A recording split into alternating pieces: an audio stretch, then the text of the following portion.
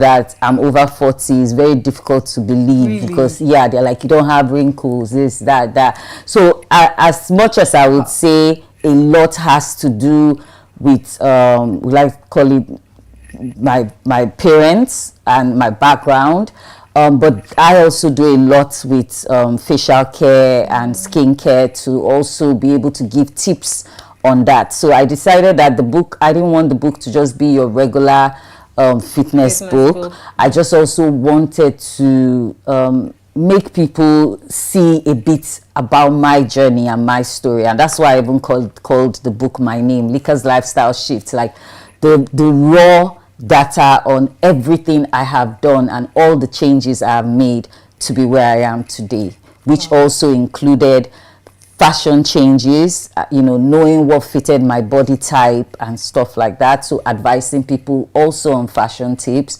colors that fit you.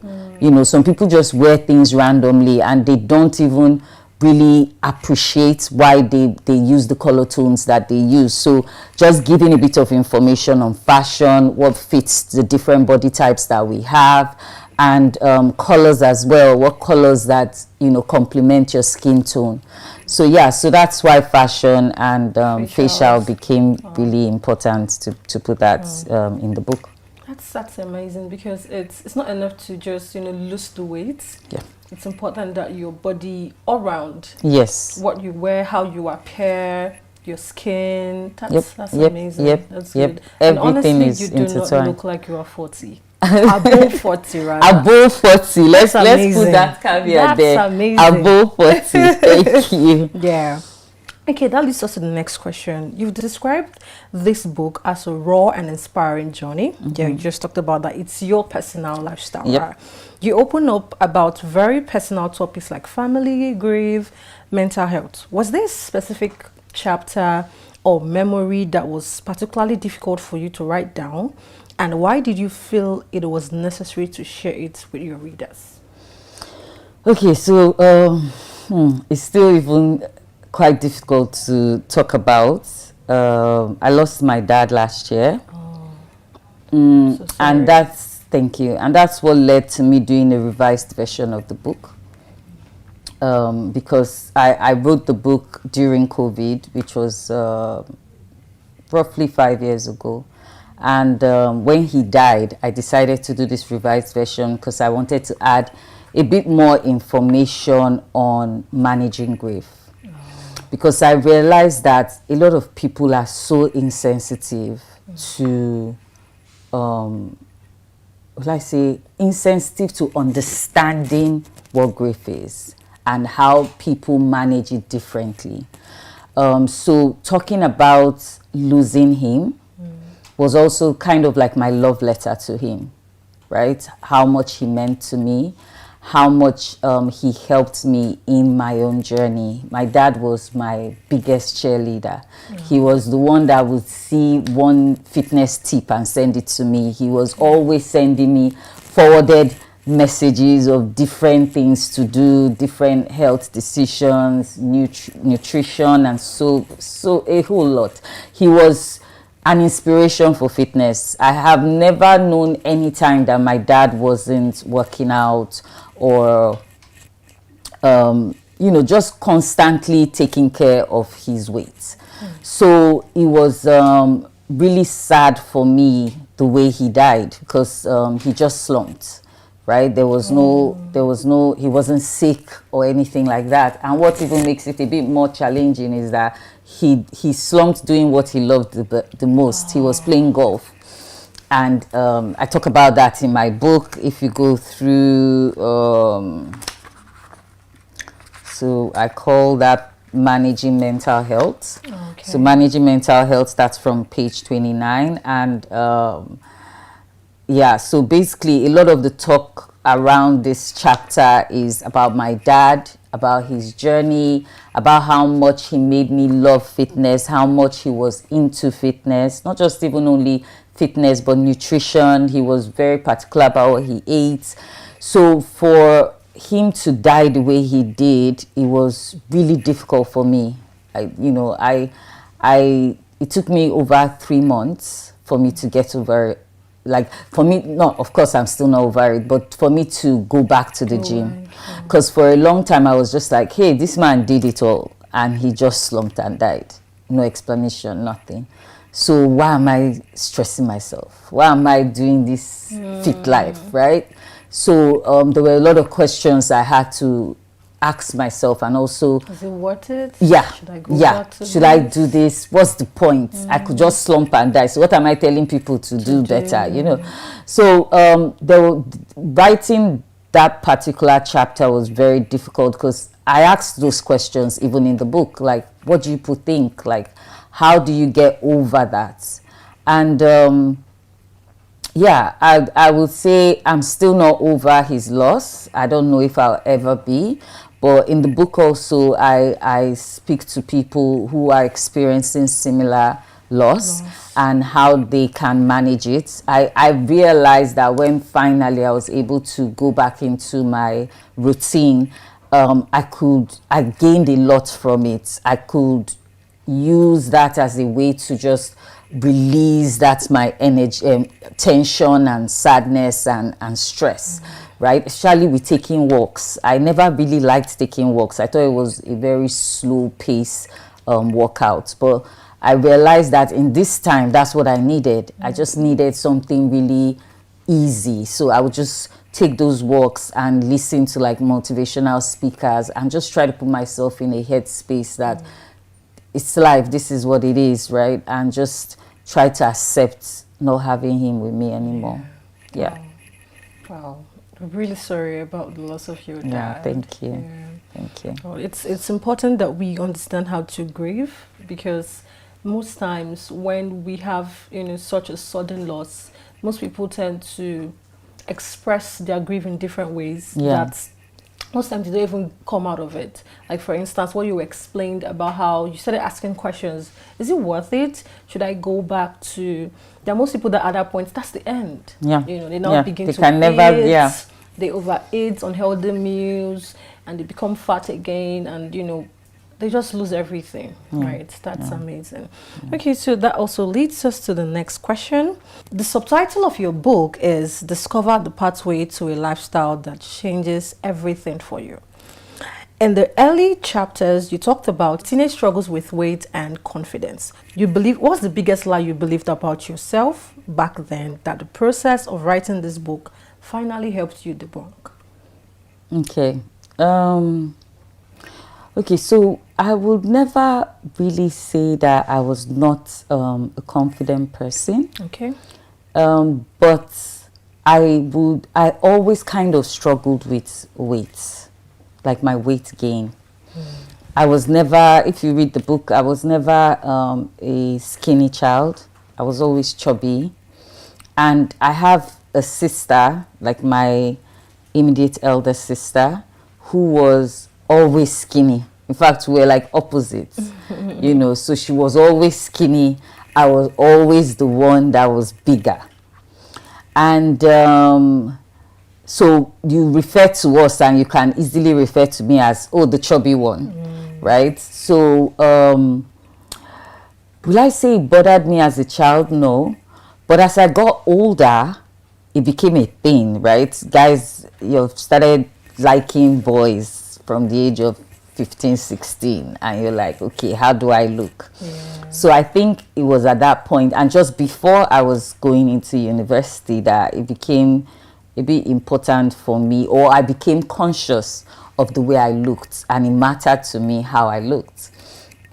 So yeah, I talk about that in the book, and how I started starving myself because I wanted to lose weight, right? And so, not to, you know, give a very long answer, but I would say that I kept doing different things at different points, trying to lose weight. So I would lose the weight, gain it back again, lose the weight, gain it again, because I think that in my head, there was this part of me that felt you're supposed to be fat or you're supposed to be big. You're not, your body is not structured to be a certain way.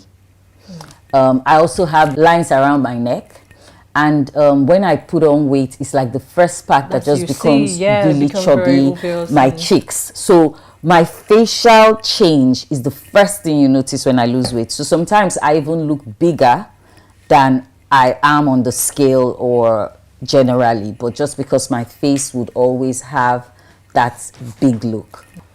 So because of that consciousness, I would say, it made me always feel that. So I think what I would say I was afraid of is putting the weight back on. Okay. So it took me 5 years from when I lost the weight. I lost weight primarily around the last quarter of 2015. Oh. Yeah, so let's say it took me 6 months to really be comfortable with my weight. And let's say in a year, so in 2016, that's when I felt I was where I wanted to be, weight-wise. I was toned out. I had done the work. But in 2015, I'd already lost a significant amount of weight. Okay. So I think my fear really was, okay, what do I need to do to remain like this? So even when I initially would post things, I was still very scared to post because I always felt, what if I gain it back? So I think my fear was not about just being like indecisive or not sure of myself or a bit timid. I was never that person. I was someone who had like self-care or, you know, appreciated how I looked. But I think my greatest fear was the weight coming back. That's maintaining what maintaining. So that's where the lifestyle comes from. So it was until after 5 years that I had stayed without the weight, which was, you know, supposedly now COVID year. That's when I was ready to speak about it, because I felt, okay, now I'm where I want to be. And I have been able to do this 5 years. So it means that it will take a lot to get me back to the Lika that I was before.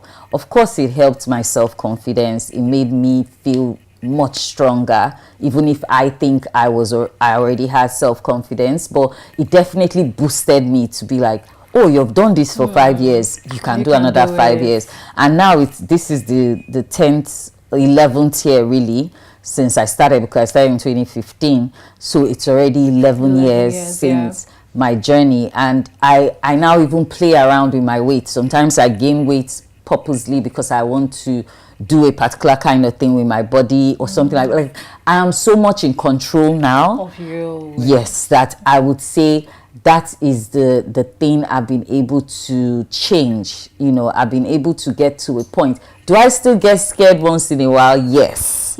You know, I just told you about my dad and that fear of me just losing interest and just saying what's the point, and you know, just going back to relaxing, and that fear of losing it all, like just going back to being chubby and big and just, you know, like you wrote a book, like what's wrong with you? Why do you look like this? You know, so those fears, they are there. They would remain there, I guess. But I think I just consistently put in the work because it has become my lifestyle, that I do not really see it happening. But you know, never say never.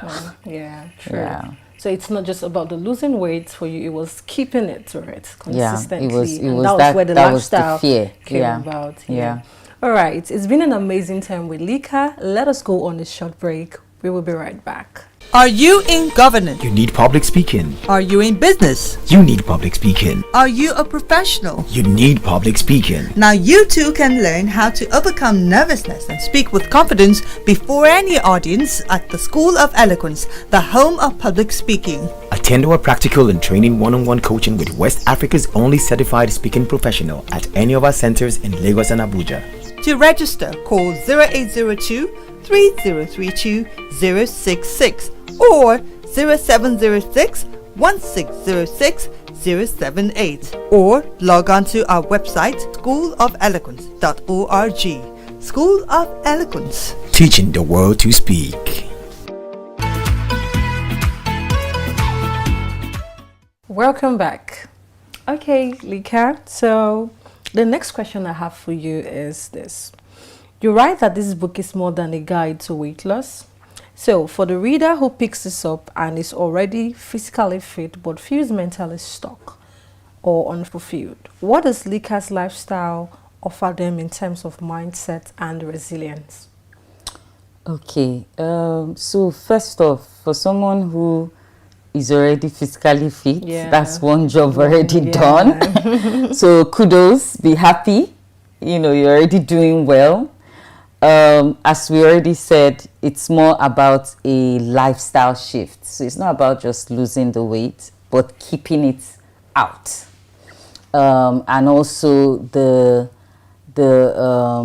health benefits of not having weight. That's so not just having fats, excessive fats in your body.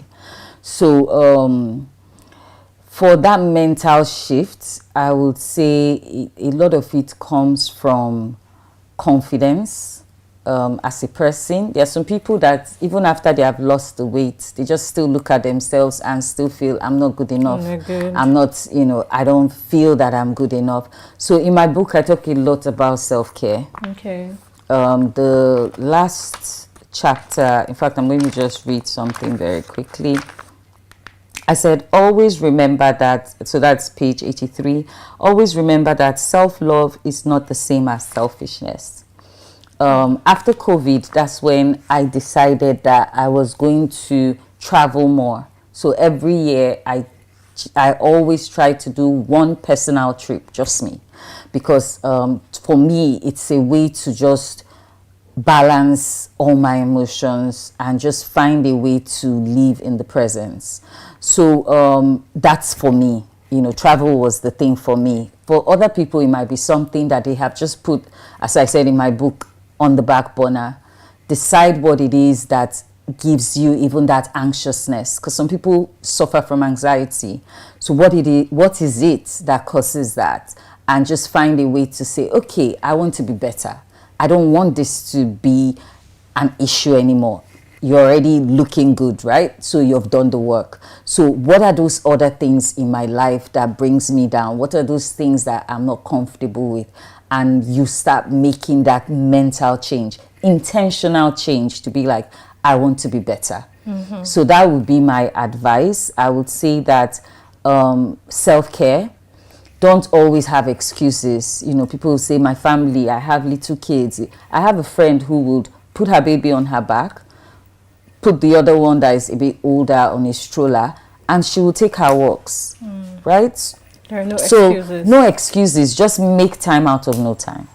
So yeah, so when you're able to have some structure in place and you see it's working, that can start even helping your mental health. So it's that mental health of deciding that you matter, you are enough. And I speak a lot about that in the book. So it's not about just the fitness change, it's about a mental change. Amazing, amazing. So one of the best parts of the book is that it's packed with practical tips. If a reader could only implement one strategy from your book this week to start seeing a difference in their life, which one would you point out for them? So I like this question because people even ask me this. So what I will say is the first step, and even for my clients, because I have people that I train from time to time. And the first thing I always tell them to do is the water detox. So if you go to page 64, you will see the water detox is explained a bit in detail, so you know what it has to do or what it means.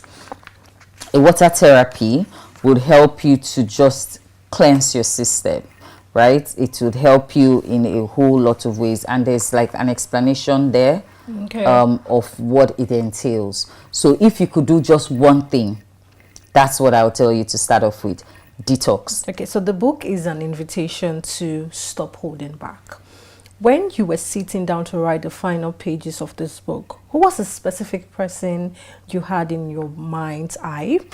Who is the one person that needs to read this book right now to start their own next chapter? Anybody who is just struggling with weight loss, anybody struggling with mental health, especially when it relates to your outward look. I think those are the two people I would say should read this book.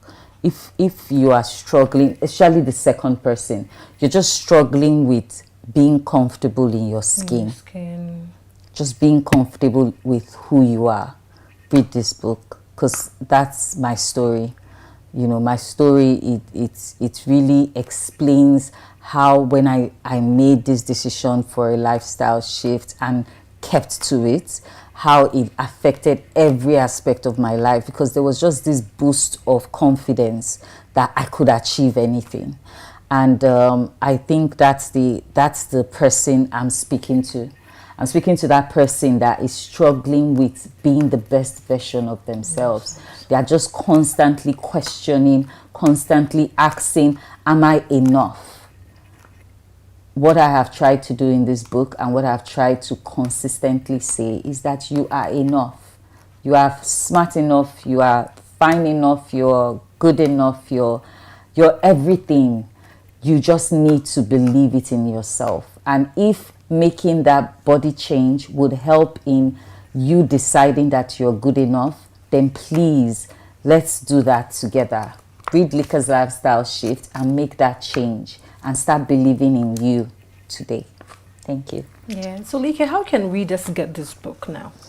Okay, so the easiest way to get the book is through my Instagram page.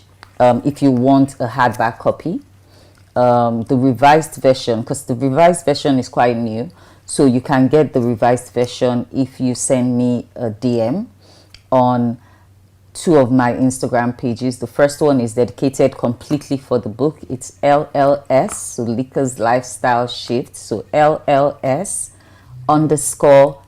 Life. That's on Instagram. There you see tips on workouts. You see so many information there. The other one is just at Lika Ahunsi.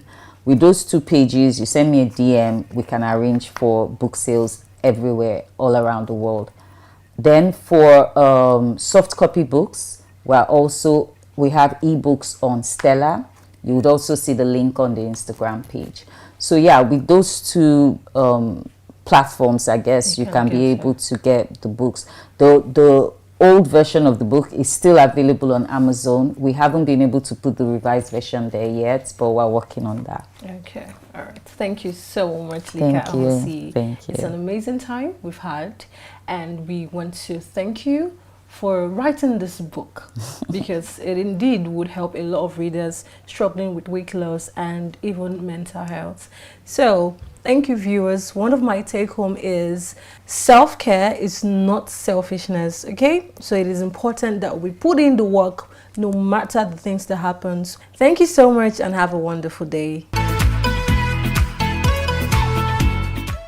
What an incredible, raw and insightful session we've had today. We've learned through Lika's journey that a true lifestyle shift isn't just about the physical. It's a commitment to self-love, resilience, and a total transformation of the mind. A big thank you to Lika Ahunsi for reminding us that we have the power to stop holding back and start creating the life we've always dreamed of. Pick up your copy of Lika's Lifestyle Shift and begin your own 4F journey today. To our viewers, remember that the books you read today shape the achiever you become tomorrow. Don't forget to follow our Achievement channel across Instagram, Facebook, X, and YouTube for more transformational stories and expert insights. Use the hashtag #WeSeePossibilities to join the conversation. I'm Sarah Erime Esekpe, and this is Achievers Book Club. Until next time, keep reading, keep growing, and keep seeing possibilities. Hey, this is Habiba Balogun, Chair of the 11th Champions of Talent Development Conference by Learning and Development Network. Shout out to who? The Achievement Channel. Hi, my name is Dr. Tayo Luwole, and I want to say a special shout out to the Achievement Talent. You guys are doing great thing, and you are really, really inspiring us with most of the content you are churning out. And I am proud to even say that you are our partner in progress with some of the things you are turning out. Thank you very much.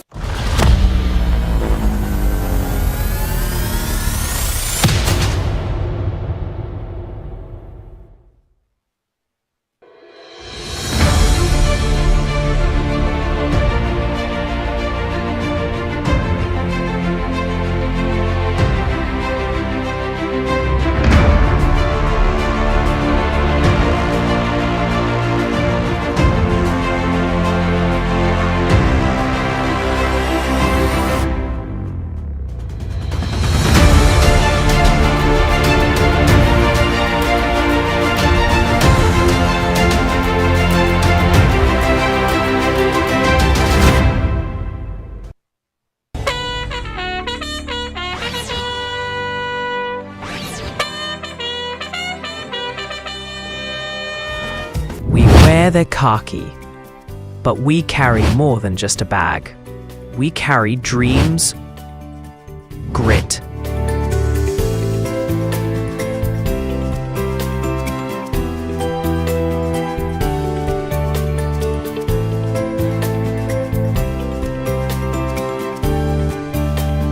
and a will to serve.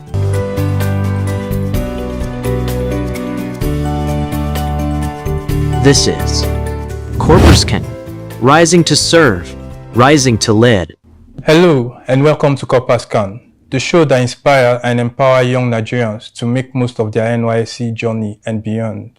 I'm your host, Madu Dennis Uchechukwu, and you are watching the Achievement Channel, Nigeria's 100% motivational TV station, broadcasting from the School of Eloquence Studios in Ikoyi, Lagos.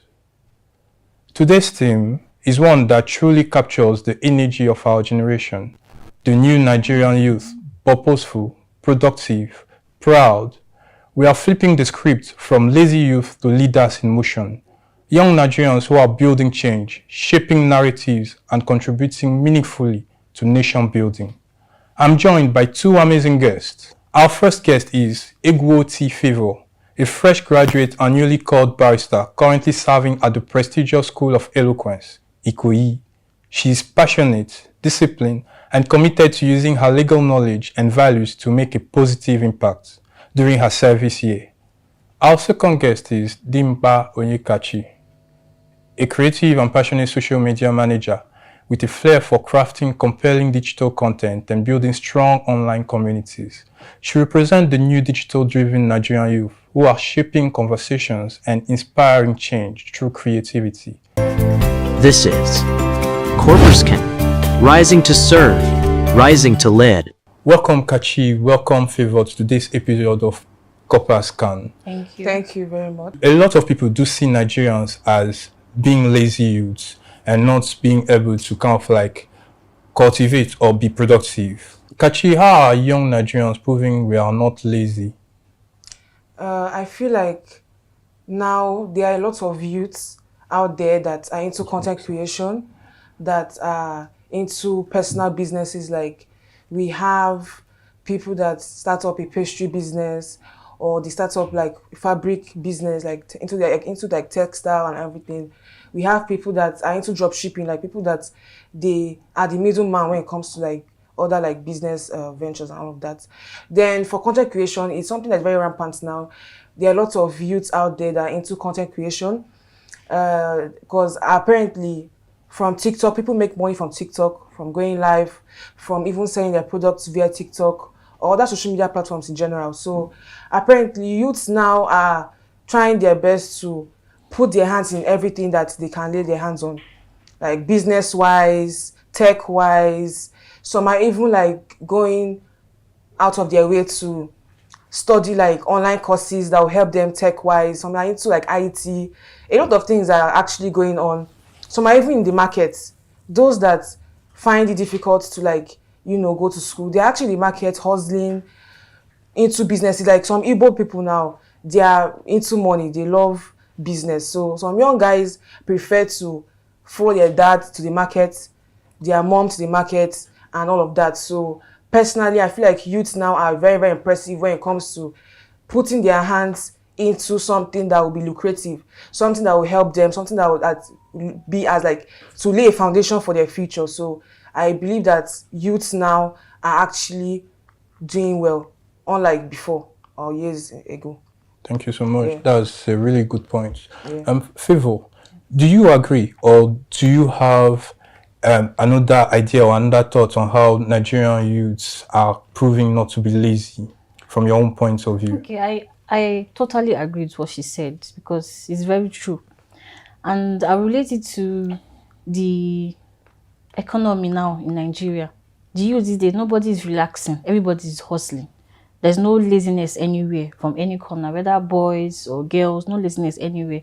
Every youth is trying to learn one or two skills, both online or physical. You understand what I'm saying? So they are not lazy. There's no laziness in the body or in the spirit of Nigerian youth these days because You see girls, no matter how little it is, whether it's learning how to make nails or makeup or hair or tech, learning how to repair computers or phones, any little thing, everybody's just trying to strive. You understand? There's no laziness at all. Yeah, and also to add to what you said, once you see your neighbor, once you see your mates doing well, you will be forced to mellow down and actually work and actually help, like, do something for yourself as a person, because you will not want to be in a situation whereby you have a friend group where everyone is doing well, they are making it happen, but you're just there and you're just being a burden to whoever is catering for you.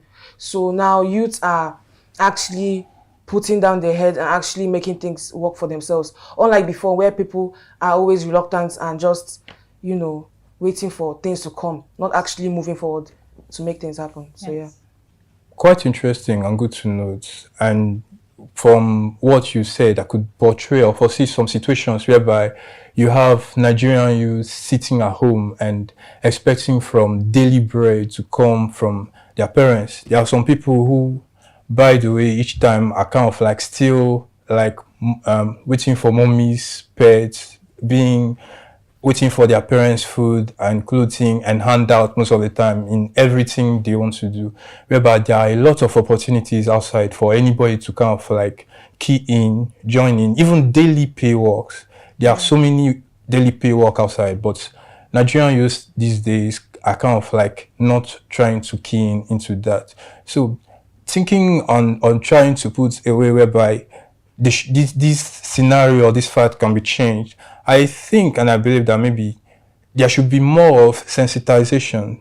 There should be more of government coming up through policies, communication and broadcast media in ways by which everybody will be on the know or of the ideas of ways at which they can come out and do something and not just sit at home. So this brings me to the next question, and I would like to put it to you, Favour.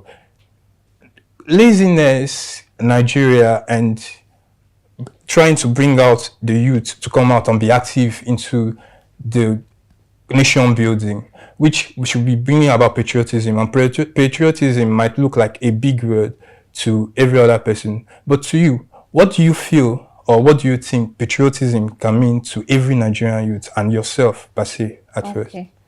For me, patriotism is not about just raising the flag. You're just raising your flag. That's not... You can find patriotism in the tiniest things, the simplest things. It might be just you helping out your community around with anything at all. It might be, sanitation, picking one or two things like deaths on the road, or it might be helping children, maybe buy textbooks or pencils or anything, or helping volunteering. Yes, volunteering just for anything. You understand? Like, let me say, for example, NGOs. There are so many young people now in charge of NGOs. Yes. And they help children that do not have homes, children that don't even know where their next meals are going to come from. That's patriotism, because you are helping your fellow Nigerian. You are helping them. You are mentoring other people, and as you are doing it, other people are seeing you and are learning from you. So it's not a big something. You can't just say, it's patriotism. We are saying that's a big word, and maybe you're finding something big. You don't have to do something that's so big. Just from the simplest things that will change somebody's life. That's patriotism. And also, like, people feel like once you bring in patriotism, it means that you should bring yourself to the lowest of the low to get things done. And obviously, because of how the government system is, people don't want to actually do things for their country and everything. They feel like, why should they do that? But at the same time, to prove people wrong, there's one guy like that. I think they aired him on NTA. I can't remember, but they aired him somewhere on one particular broadcast. He was still a copper. He was still serving. He actually built a particular like hall kind of thing for like the market women at the particular PPA he was posted. He was posted to a very, very local community. So during his service here, he now consulted the government. They provided the funds and everything. He erupted a particular, like, it was given like shade where market women can actually stay and like set up their business, because apparently they're outside and obviously son, everything. So because of that act of care and patriotism for that particular area, he was like, he put it upon himself to actually see this kind of thing to happen and work. So also another example, my sister's friend actually runs an NGO, as you said earlier. She runs an NGO where they help. I think I don't really know like the content of the NGO, but I think what they really do there is they help young people that don't have money to fund themselves. They also help grown adults who don't have really enough to like cater for themselves. They contribute, and anything you have, even for the young kids. Let's assume now I don't use some clothes again or shoes. You bring it to the NGO. They go out and give people that will need it.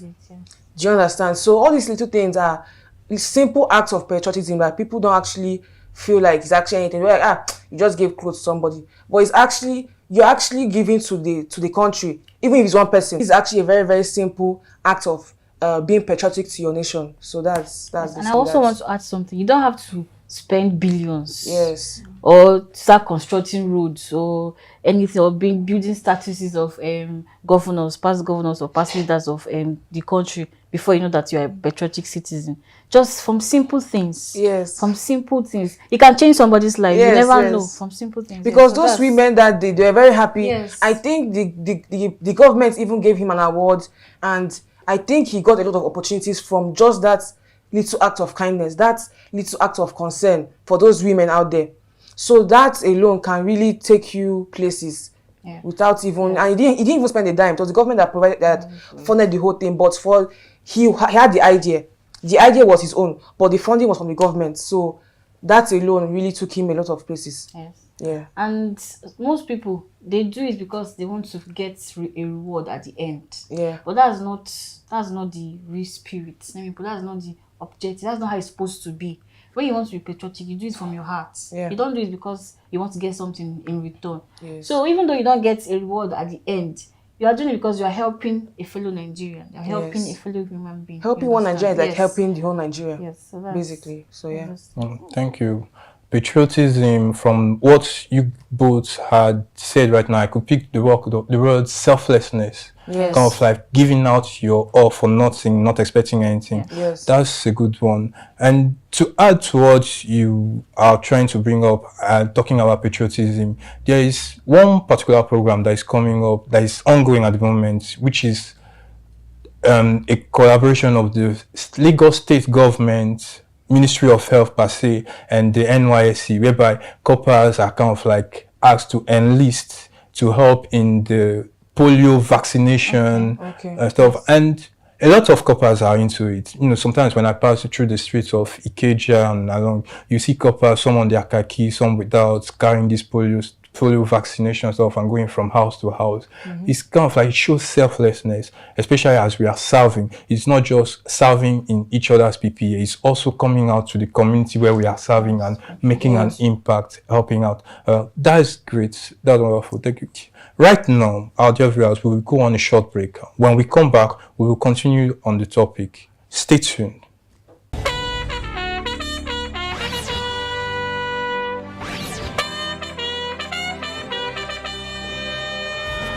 We wear the khaki, but we carry more than just a bag. We carry dreams, grit,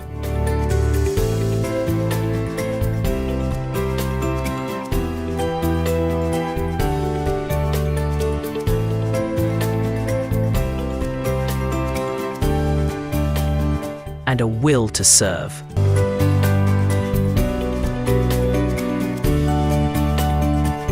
This is Corpus Ken, rising to serve, rising to lead. Welcome back. Before the break, we were discussing on how the new Nigerian youth can be purposeful, productive, and proud. Continuing the discussion, in our country, Nigeria, where everybody is hustling and trying to survive, collaboration or teamwork is always taking the back seat. So I'd like to ask, how does shared values and teamwork help unite Nigerian youth? I would like to hear from you, Kachi. Okay. So from the question you asked, you said, how does shared values and teamwork help unite Nigerian youth, right?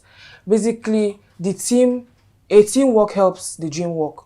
So apparently, I believe that once youths come together and they stand by, okay, this is actually how things are meant to be, and they agree upon themselves, let's work together as young people. Because apparently in NYC, you go there, you meet different people, different personalities, different tribes or ethnic groups. So apparently, I believe that from that experience alone, you should actually have that mindset of, I can work with anyone. I should be able to adjust with anyone's belief and their values. Because obviously I'm Igbo. The same values I have in Igbo as an Igbo person will be different from someone that is Yoruba or someone that is from Itesekiri.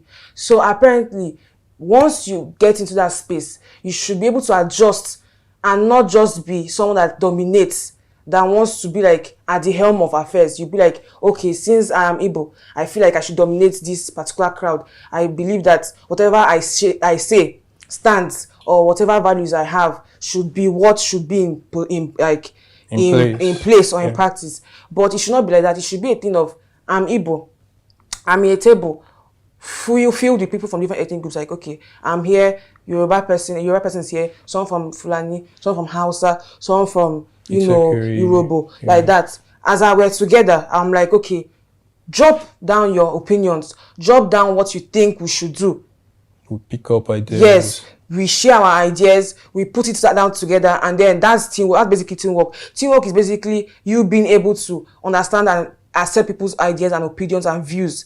Do you get? So I believe that once people come to terms with, I am not the only person in the room, there are people there that are also there to share their opinions. Once people have that in mind, that they're not the ones that should, be the dominating presence, teamwork will definitely fall in place. So I believe that as you're a human being, you should be able to understand people and also adapt and be able to take people's opinions and views to heart, and not just take it as something that is shallow and something that is not, that is less important. Everyone is important. So that's basically that. Thank Do you have anything to add? Yes, I have a little thing to add. Yeah. What I want to say is, I think tribalism that is kind of creating that barrier for teamwork in Nigeria among Nigerian youths. Tribalism. Basically, as I said, yes. Once you think that you're the dominating lead, yes, it's hard for you to accept people for what they are and what they truly believe. Yes. Yeah. So just change that mindset. Nigeria has over 250 more than cultures, and they are so beautiful cultures. Yeah. So we should, like you said, adjust. We should all try to learn each other's cultures. It's a good thing. We should all learn to accommodate people. Yes, accommodate cultures, because Nigerian cultures are it's very beautiful. Yeah. And teamwork, everything will just be fine. Yes. That's what I have. Thank you so much. That was a nice one from both of you. From what you portrayed out, I was able to take adaptability. Yes. I see it as a keyword there. Yeah. You should at least be able to adapt to every situation. You can't be just a Southeasterner from Nigeria and then the kind of lifestyle, the goods, the livelihood you are used to in the Southeast. When you come up to Lagos or maybe Abuja or another part of the country, you kind of abhor or look down on other people's cultures, values, and way of life. Yeah. So I believe adaptability is the keyword there. Yeah. But moving on to the last question on my table, I would like to know, as Nigerians, we all want to make it, but we also talk about purpose and impact. So I'd like to know, how do you personally balance chasing your goals with helping to build a better Nigeria for all of us? You can chase your goals, quite all right. But when you get there, or when you feel you have gotten there, you also have to involve other people. That way, you're also helping. I mean, you have achieved your goal, and right now, you want to accommodate other people in what you are doing. But you can become an employer of labor, yes. And you have involved other Nigerians. You understand? So this way, you chased your goal, you got what you wanted, and now that you have made it, you are employing someone else. You are giving that person something to do. Being an employer. Being an employer, and the person now your employee. Okay, yes. Kachi, what do you have to say about that? Okay, to add to what she said, apparently I believe that once you have already established yourself, a point will come when, as she said, you will now be able to give people employment. You know, as well, this topic it has been centered on like lazy Nigerian youths in quotes. But once you're there and you know I can be able to help and give a lending hand by giving people employment, by releasing like work loads to people, they get occupied, which gives that sense of we don't really have lazy Nigerian youths again. People are now occupied, people are now busy because you have created employment for people. So that's basically all. All right. Yes. Thank you so much. Well, these are all nice points, but all in all, one might be wondering, you are a lazy youth and you are growing. How do you grow? How do you create employment? The only advice I have for our dear viewers and fellow core members out there is that don't just depend on what is available. Seek help, find support, take loans that you can pay, and have ideas, think more, build yourself. In building yourself, you're building this country. This is Corpus Can, rising to serve, rising to lead. Thank you, Favor. Thank you, Onyekachi. Today's conversation reminds us that the new Nigerian youth is not waiting for opportunities. We are creating them, we are focused, we are driven, and we are proudly building the Nigeria we want to see. I am Madu Dennis Uchichukwu, and this has been Corpus Can on the Achievement Channel. Until next time, Corpus Can and Corpus will. Thank you. This is Corpus Can, rising to serve, rising to lead.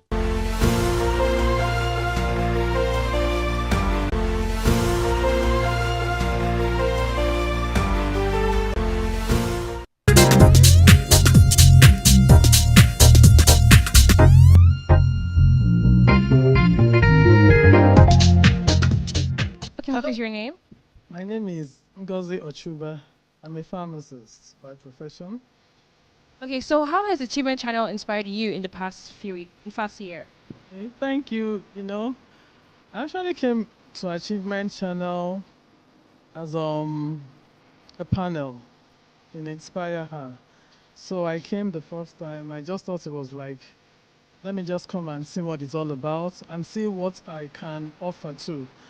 But going on, after the first episode, it made me go back, to reassess, rethink, and I saw it was really something noble, because through this platform, I see myself also being able to proffer solutions to the problems, everyday problems we see in our society, especially with women, because I'm on the Inspire Her panel. So, the everyday problem women face, the challenges women face, and how to add value not only to yourself, but to the society in general. And you now understand that you can make change from wherever you are. You start from where you are, with the resources you are, and the ripple effects over time, it's there. Hello, ma'am. What's your name? My name is Gwen Abiola Oloke. When you think of the word achievement, what comes to mind? Well, first of all, there must be tangible results. There must be growth. There must be impact on others. And there must be sustainability. So in other words, you can replicate that same event, and positive impact on others. My name is Esther Abodage. What impact has Achievement Channel had in the past 1 year? Well, Achievement Channel has done so well. It's an inspirational channel, a motivational channel, and also an educational channel. So a lot of people are happy with the channel because there's so much to learn on the channel. And talking about speaking up and confidence, the channel is doing so well there because from what we do in Achievement Channel, a lot of people are now beginning to have more confidence and they can now speak with clarity. And that's very good. Also in the area of women taking leads in their businesses, women are now beginning to take hold of their businesses and also doing well for themselves. So the channel is doing so well and I'm proud of the channel. Thank you. So your name? Hi, good evening. My name is Ayodele Oluwole. When you think of Achievement Channel, could you describe it in one sentence? One sentence, I would say Achievement Channel, we see possibilities. It's a place for possibilities to be seen. Because if you look at what we're trying to do on the Achievement Channel, we're trying to bring in achievers. We're trying to highlight, some of those basic principles that they applied that has helped them to be where they are today. So it is seeing possibility in people, seeing, identifying potentials, seeing how people have been able to maximize their potentials and, make the best use of it. So it is a very good channel to watch. Thank you. Thank you. My name is John Ewudagi. How do you see Achievement Channel growing in the next 1 year? I see them achieving very great achievements, greater heights, because they have started a very solid foundation. And with what they have been able to do in 1 year, I believe they can build on that and achieve something maybe 4 times what they have achieved this year. Ma, please, your name? My name is Ambassador Mrs. Imelda Osuji, the founder of Women and Modesty Global Initiative, an NGO that kicks against indecent dressing and indecent acts in the society. What does Achievement Channel mean to you personally? Oh, it means a lot to me. We have many channels, but I picked interest in this because it is educational and it is informative. It is a channel that while watching it, you forget yourself. You learn a lot from channels. Yeah. Ma, please, your name and what you do? My name is Helen Onwa Odeleye. I'm a broadcaster, I'm a teacher, and what else? A media executive. Okay, so what does Achievement Channel mean to you personally?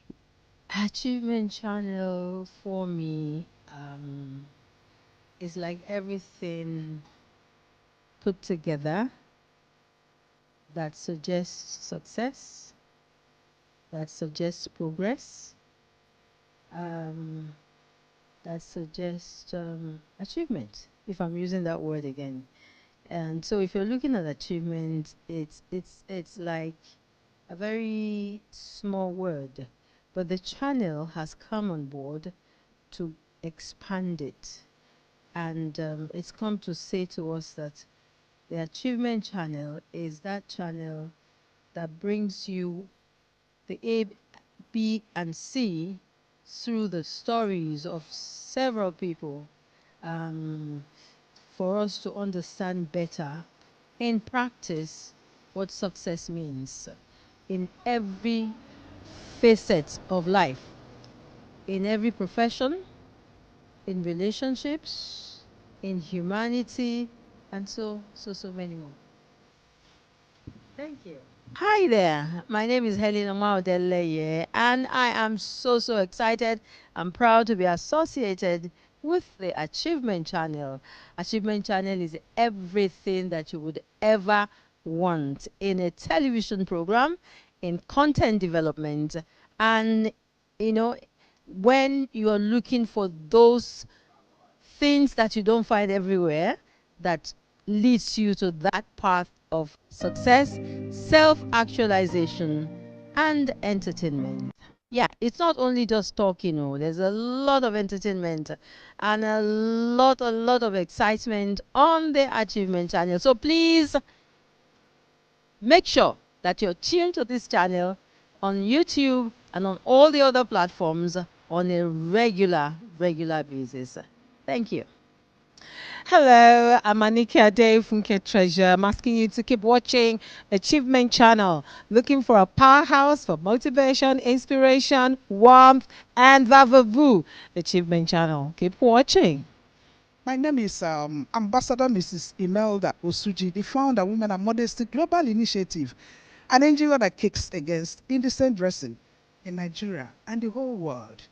Keep watching Achievement Channel. Keep watching Achievement Channel. It is educational and informative.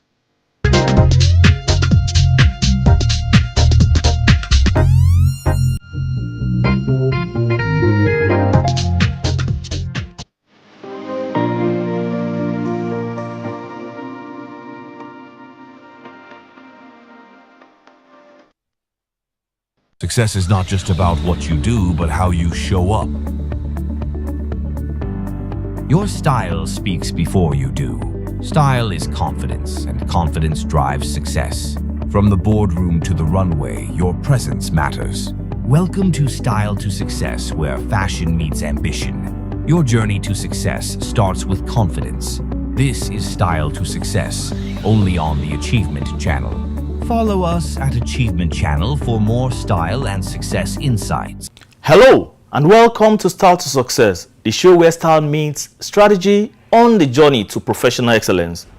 I am your host, Ayodele Oluwole, and you're watching Style to Success on the Achievement Channel, Nigeria's 100% motivational TV station, broadcasting from the School of Eloquence Studio, right here in Ikoyi, Lagos, Nigeria.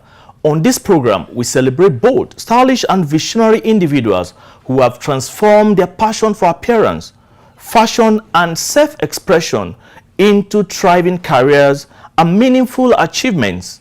Today's guest is a dynamic professional with over a decade of experience in Nigeria's fast-moving consumer goods industry.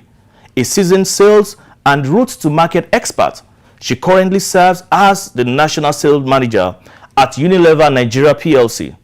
Her name is Augusta Ihigebolo, a powerful voice in leadership, innovation, and growth, with a bachelor's degree in economics and statistics from the University of Benin and a master's in general management from the University of Lagos. Augusta combines insight, presence, and professionalism to drive results, mentor teams, and build a personal brand that truly stands out. Augusta, you're welcome to Style to Success. Thank you so much. It's nice to have you on Style to Success. My pleasure. I mean, I understand how your schedule can be, but at least you made out time to come. Yes. And it's nice. And I'm sure a lot of people can't wait to hear your story and how your style has, inspired success. So I want to start with this. Let's talk about identity. Beyond the professional title. Yeah. So let's talk about your personal background and your journey. Okay. So thank you once again, Olu, for having me here. It's my pleasure. From the personal side of things, I actually did not live my life in Lagos. I actually came to Lagos to, like we say, hustle. My entire background was in Benin City. I had my nursery, primary, secondary school, and then university from the Great University of Benin, where I studied economics and statistics. I'm actually the last child of my mom. I grew up in I call it a single home, right? My mom raised the three of us. My dad was not around, but we see him once in a while. So I think growing up in Benin, those people who grow up in Benin can relate with the lifestyle and all the things that go around in Benin City. Benin City builds you up in a certain way. You become a certain way in terms of having courage, having strength. So that sort of formed the kind of individual that I became.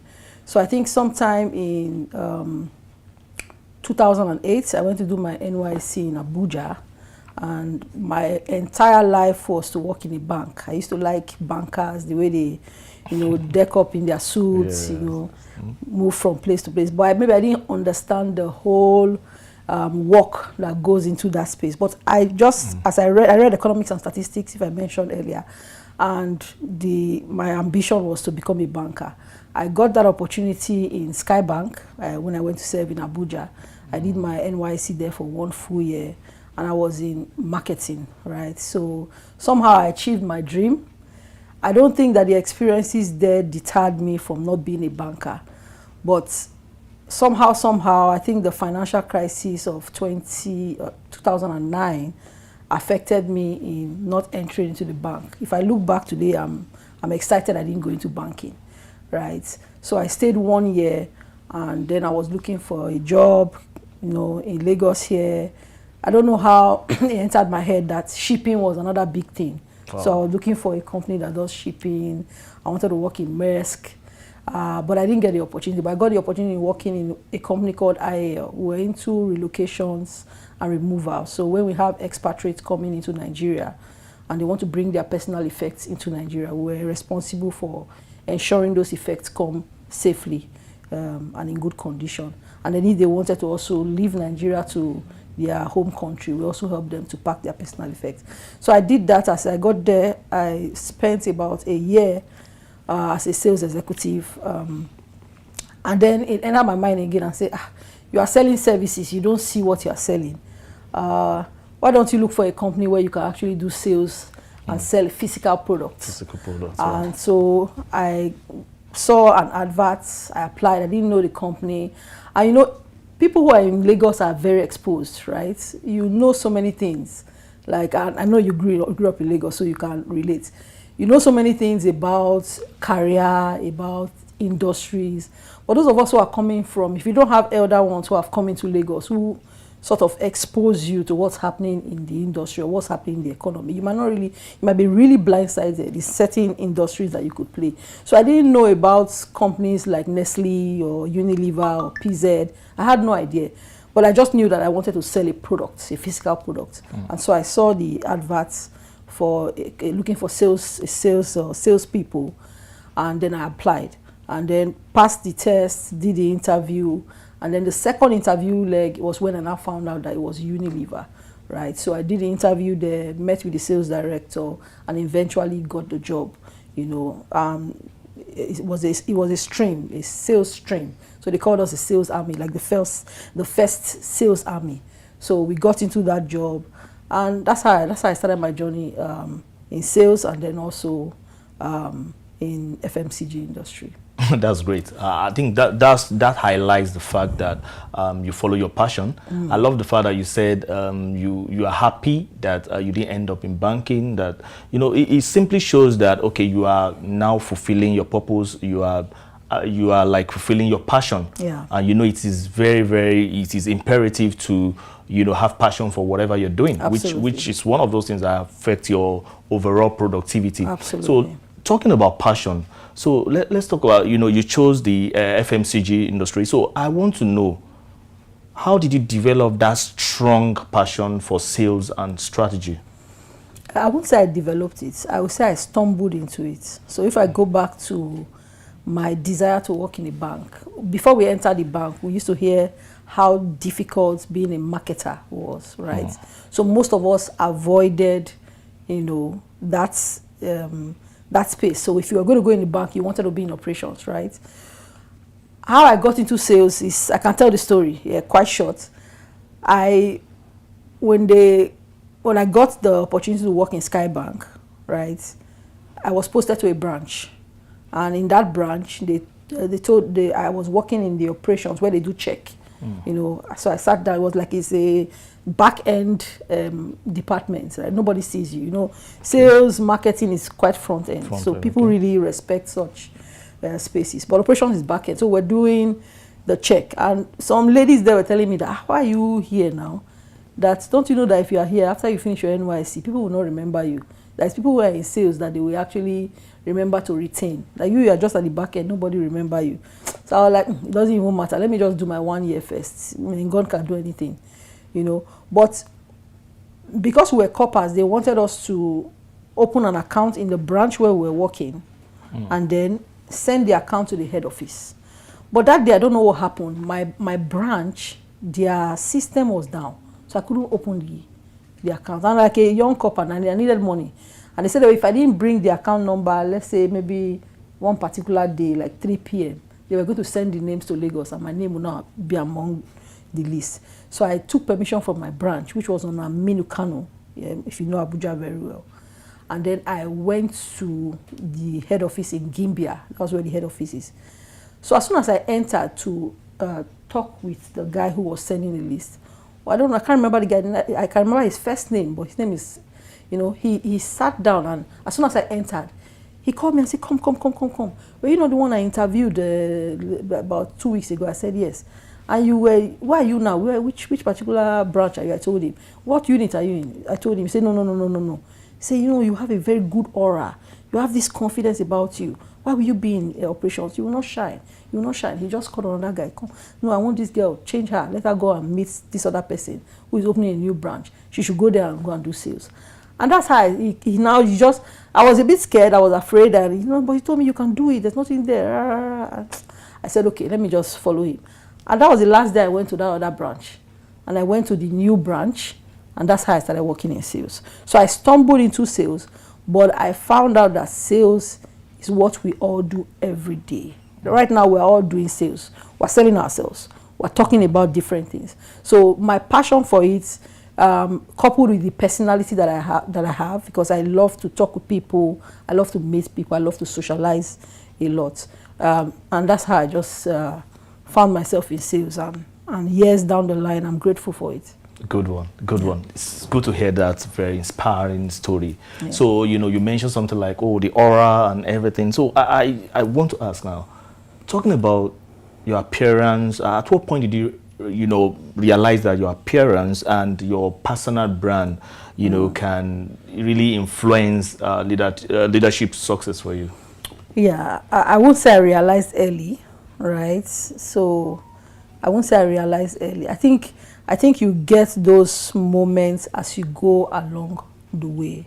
It's not something, there's some people that are very blessed. From the get-go, they know how to put themselves together, and then if they are blessed, they have the right economics to make sure everything adds up. But along the way is when I found out that you have to be dressed for the part, right? But this dressing is not just physical, right? Your dressing must start from your mind. You must understand who you are. And it's from translating who you are that you're able to express yourself when it comes to whether it's fashion, whether it's how you put your pieces together. Some of us dress to please others. I dress for comfort. I dress the way I feel, not necessarily because I want somebody else to see me and like me or say I like what you like. It's what makes me comfortable, and what I think will make me comfortable throughout the day is what I put on. So I think having a good dress sense, understanding that it's not necessarily about the, how will I say, it's not necessarily about maybe the what of what you are wearing. It's how you piece them together. It's how clean they look. It's how you have put everything, whether it's color-wise, whatever you have done, is actually selling you. That's the first thing that people see before you even start opening your mouth to talk. So I think it's very important. And I would say that it's something that I won't say I've just gotten that, I have it. No, it's something that I learn as I go along in my journey.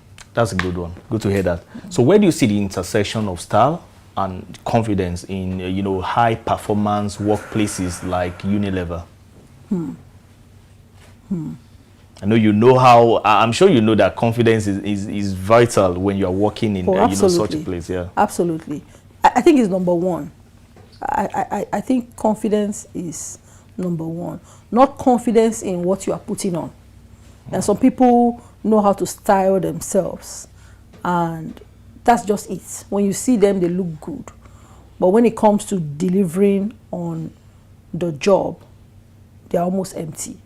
So I think two of them have to go hand in hand. So if you are good on your job and you complement it on how you show up, then that works greatly for you. So you can't have one, and then leave the other, right? It has to be that it's something you are deliberate and intentional about, both on your performance and both on the way that you appear, the way people perceive you, So if you have confidence, fine. But there are other things that help you enhance confidence. So I give an example. Somebody is very confident, but he's going to a meeting and he comes in with a shirt that is not ironed. Somehow, even though you have confidence, that particular glitch that day will impact the way you present yourself. True. So you have to know where you are going to. You have to know who you are talking to. So there's a dress sense for every event. It's not like you can just tie Iro and Buba and go somewhere and you're having a proper meeting. It's not that you can't do it. That can even be a style in a sense. It can become your style. Some people can just define, and this is the style I want to be known. There was a guy in my office. Every time you see him, he was putting on, a complete, like what you are wearing now with cap, fully dressed. If that becomes your identity, then it's very good. And you have the confidence to carry it through. Fantastic. So it can help you define who you are. Everybody just knows that, oh, this is your signature. And, it has to be something that speaks for you and complements the confidence that you have.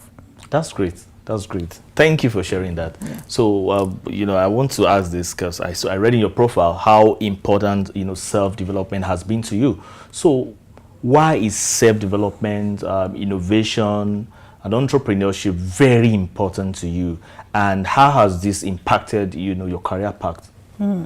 So three very important concepts. So self-development, yes, innovation, entrepreneurship. And entrepreneurship. So I, for one, believe that the greatest investment you can ever have is an investment in yourself. And that's where self-development comes into play, right? At every level, whatever took you to that level is not what will keep you on that level. So you have to continuously improve on who you are. Whether it's the way you talk, whether it's the way you deliver on your job, whether it's the way you dress, whether it's the way you express yourself in a meeting, it has to be continuous development. Because as we are now, we are told that the world is moving.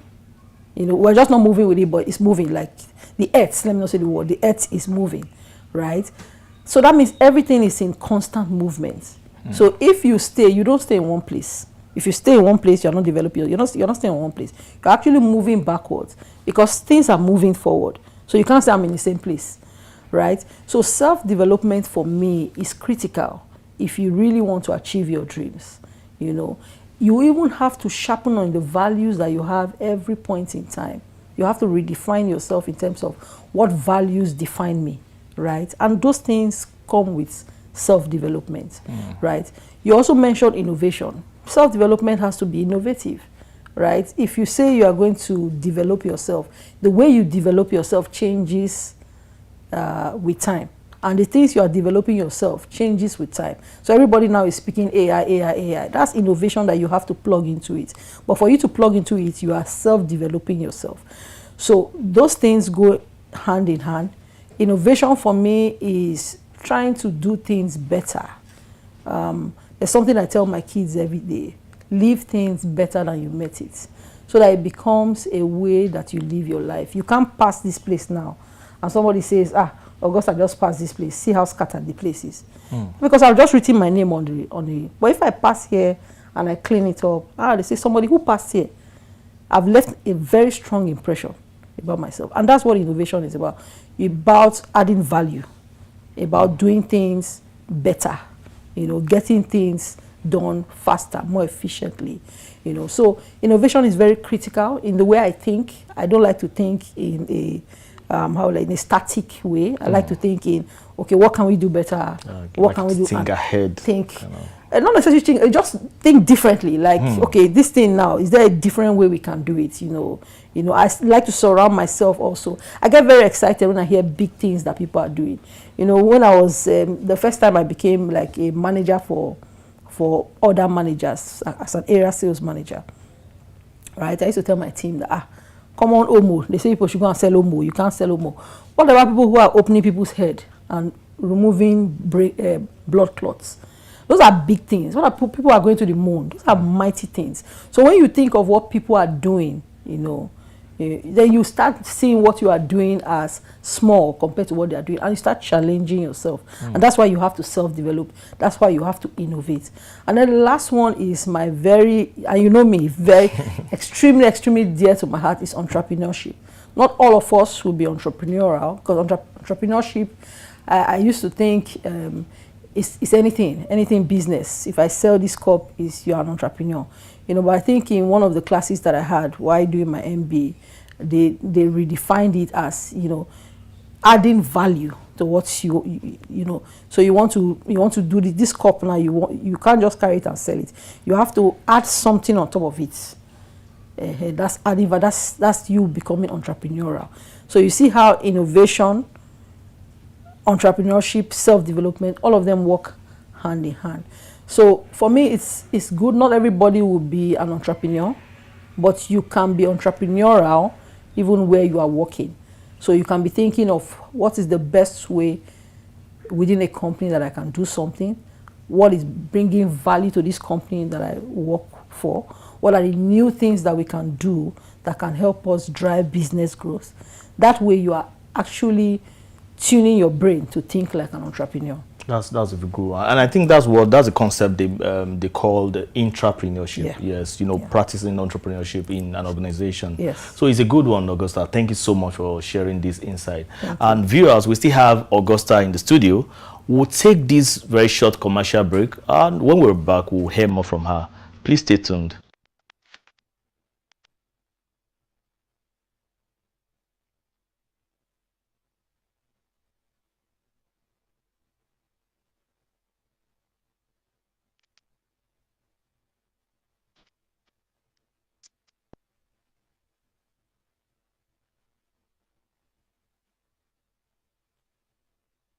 Eloquence focuses attention on the message and the audience.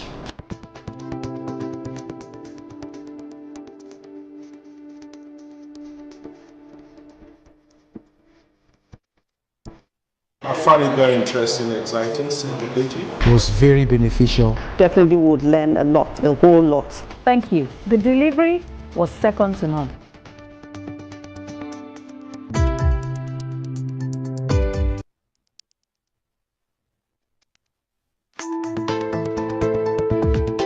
Speak with power. Speak with power. Speak with power.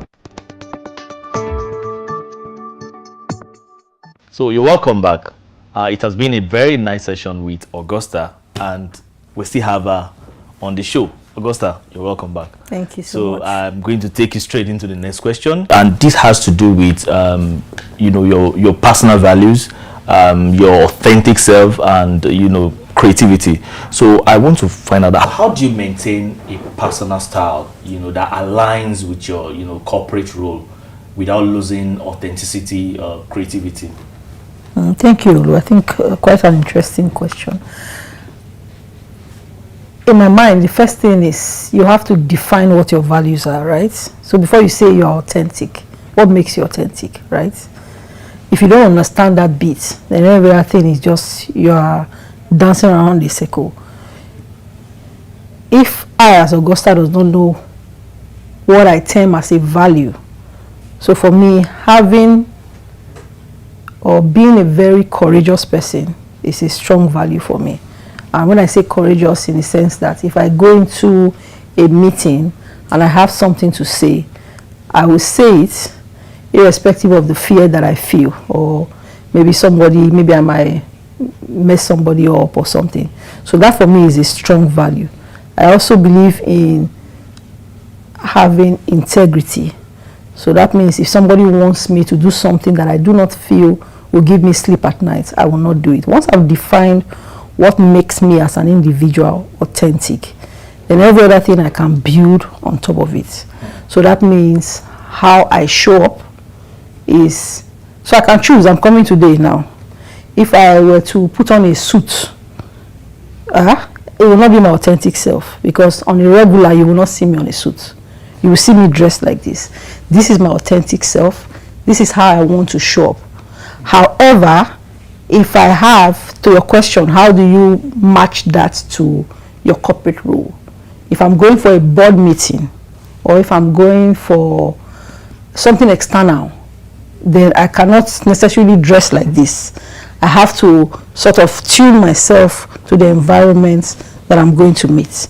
So that's how you create that balance. Not necessarily losing yourself, but understanding the audience that you are going to be meeting in the event that you are going, and the role that you also be playing in that event, right? So being a corporate professional does not stop you from being who you are, but it also makes you to know who am I first, and how do I want to show up in that event, and what is necessary for me, what is required for me, as an individual.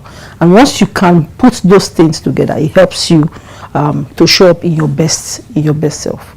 Oh, great one. Yeah. Great one. And, as a woman leading in a very competitive, field. Highly competitive. it can be a Herculean task. Yes. I perfectly understand that. Yeah. So for you, what are the challenges? What are those major challenges you have faced as a woman, operating in such a highly competitive field? And how has your presence, not just your performance, helped you to navigate these challenges? Yeah, I think I've been blessed with the company that I work with. I don't think that in the company, in Unilever per se, we sort of create any dichotomy between, oh, you're a man or you're a woman. It's about performance, right? It's about what you bring to the table. So I've not worked in a lot of places, right? So I mentioned only 2 places before I worked in Unilever, and I've worked in Unilever now for about 14 years, right? The environment created in that place encourages you to bring your best self to work, irrespective of your gender, right? And you know, most organizations talk about this gender equality, but not every organization practices it. I can say for Unilever, we practice it. So it's not about your gender, right? It's about what you bring to the table. And the organization creates an environment understanding who the woman is. I mentioned before that what I'm talking about, I have 3 kids, right? And I'll tell you a very funny story. My first child, I think I had her in 2014, and I just come back from mat leave, right? So maternity leave was like 4 months, and then in the 11th month, so I just had a child, and then 11th months after, I found out I was pregnant again, right? And I wasn't thinking, in my mind, I was like, I just came back from mat leave, you know, 4 months, and now I want to go for another one, maybe in 9 months' time. And I was, you know, I was crying, I was feeling bad, and I said, who do I talk to? So I went to meet my line manager. I was like, why are you feeling bad? Something this good? No. You know, he encouraged me, you know, through the process. So that's the kind of organization that we, and nobody will make reference to that fact that, oh, this person just got back, oh, this person's rating should be like this in terms of performance. So it's about the environment that you work. Is it encouraging enough as a woman to help you thrive? I have been blessed to have that kind of environment. So it helps me to manage my home and also manage work and give my best, you know, to those both sides of my life. I think it's so good to hear this, you know, having superiors that can motivate you, that can support you, that you can, you know, that can give very good advice at such a point, and that it is very important. And I'm so happy for you that you're blessed to be in such, you know, an environment that can encourage you to overcome some more challenges. Yeah, but if you find that you are not in such a place, you have to choose your battles. What I mean by choosing your battle, you know, as a human being, first of all, you are the machine that does the work. Now, if the machine does not work very well, that means the work cannot be done. So my point is that you prioritize yourself first. So as a woman, let me speak for myself, I don't know, but I know most women will always prioritize family over work, right? So if you are in a place where you are not given the opportunity to, you know, my son has something to do, can I take just a few hours to do it and come back? Or my daughter has a prize giving day, and you are not in that environment that encourages you to play those roles as a woman, you know, to get home early. Then you have to, how will I say, you have to wait. What is my priority, right? Is my priority about having enough money, or my priority about being there for my family? And it can be at a certain stage. Maybe you have younger children, so you have to now make those choices, right? So it's not everybody is blessed to have an environment or a workplace that helps you, you know, manage those 2 sides of your life. But if you are not in that kind of environment, then you have to make a choice to say, what is priority for me right now, at this time of my life, at this stage of my career? You know, family, you will never get back the time that you lose. But career, you can manage. You can leave career now, come back in 2 years, 3 years. But every hour, every time you're missing your kids, you might never be able to get it back. Good one. Right. Well done. Yeah. It's good to hear that. And this takes me to the next question. And I will be talking about mentors, basically. You know, when you are in a career path, in a very distinct, you know, career path, you have people you look up to.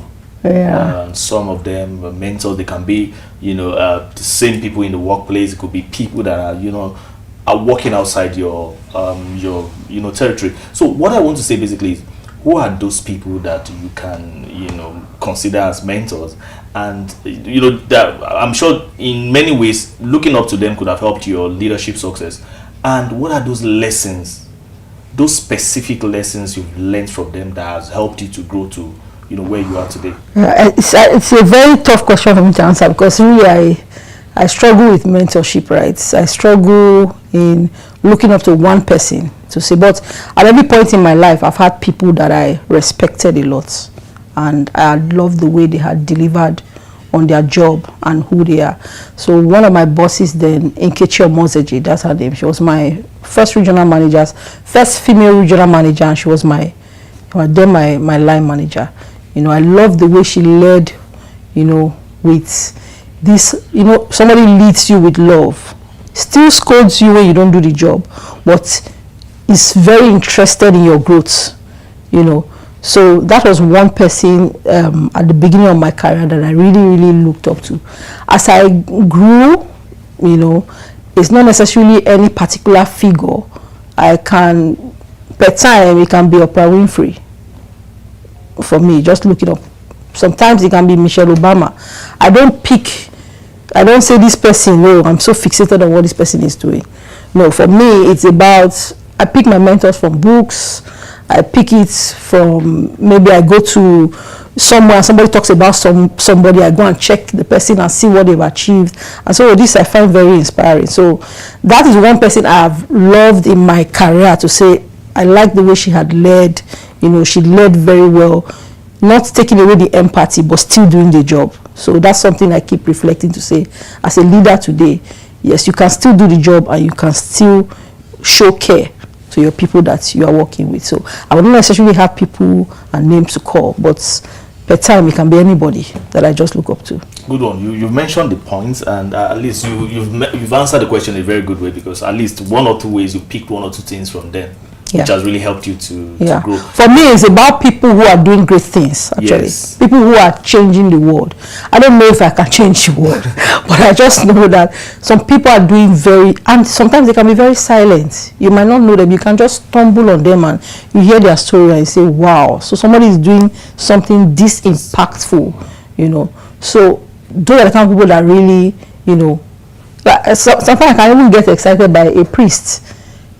Somebody who is just, I'm living my life for this purpose, and nothing can shake me away from it. Those are the kind of things that inspire me.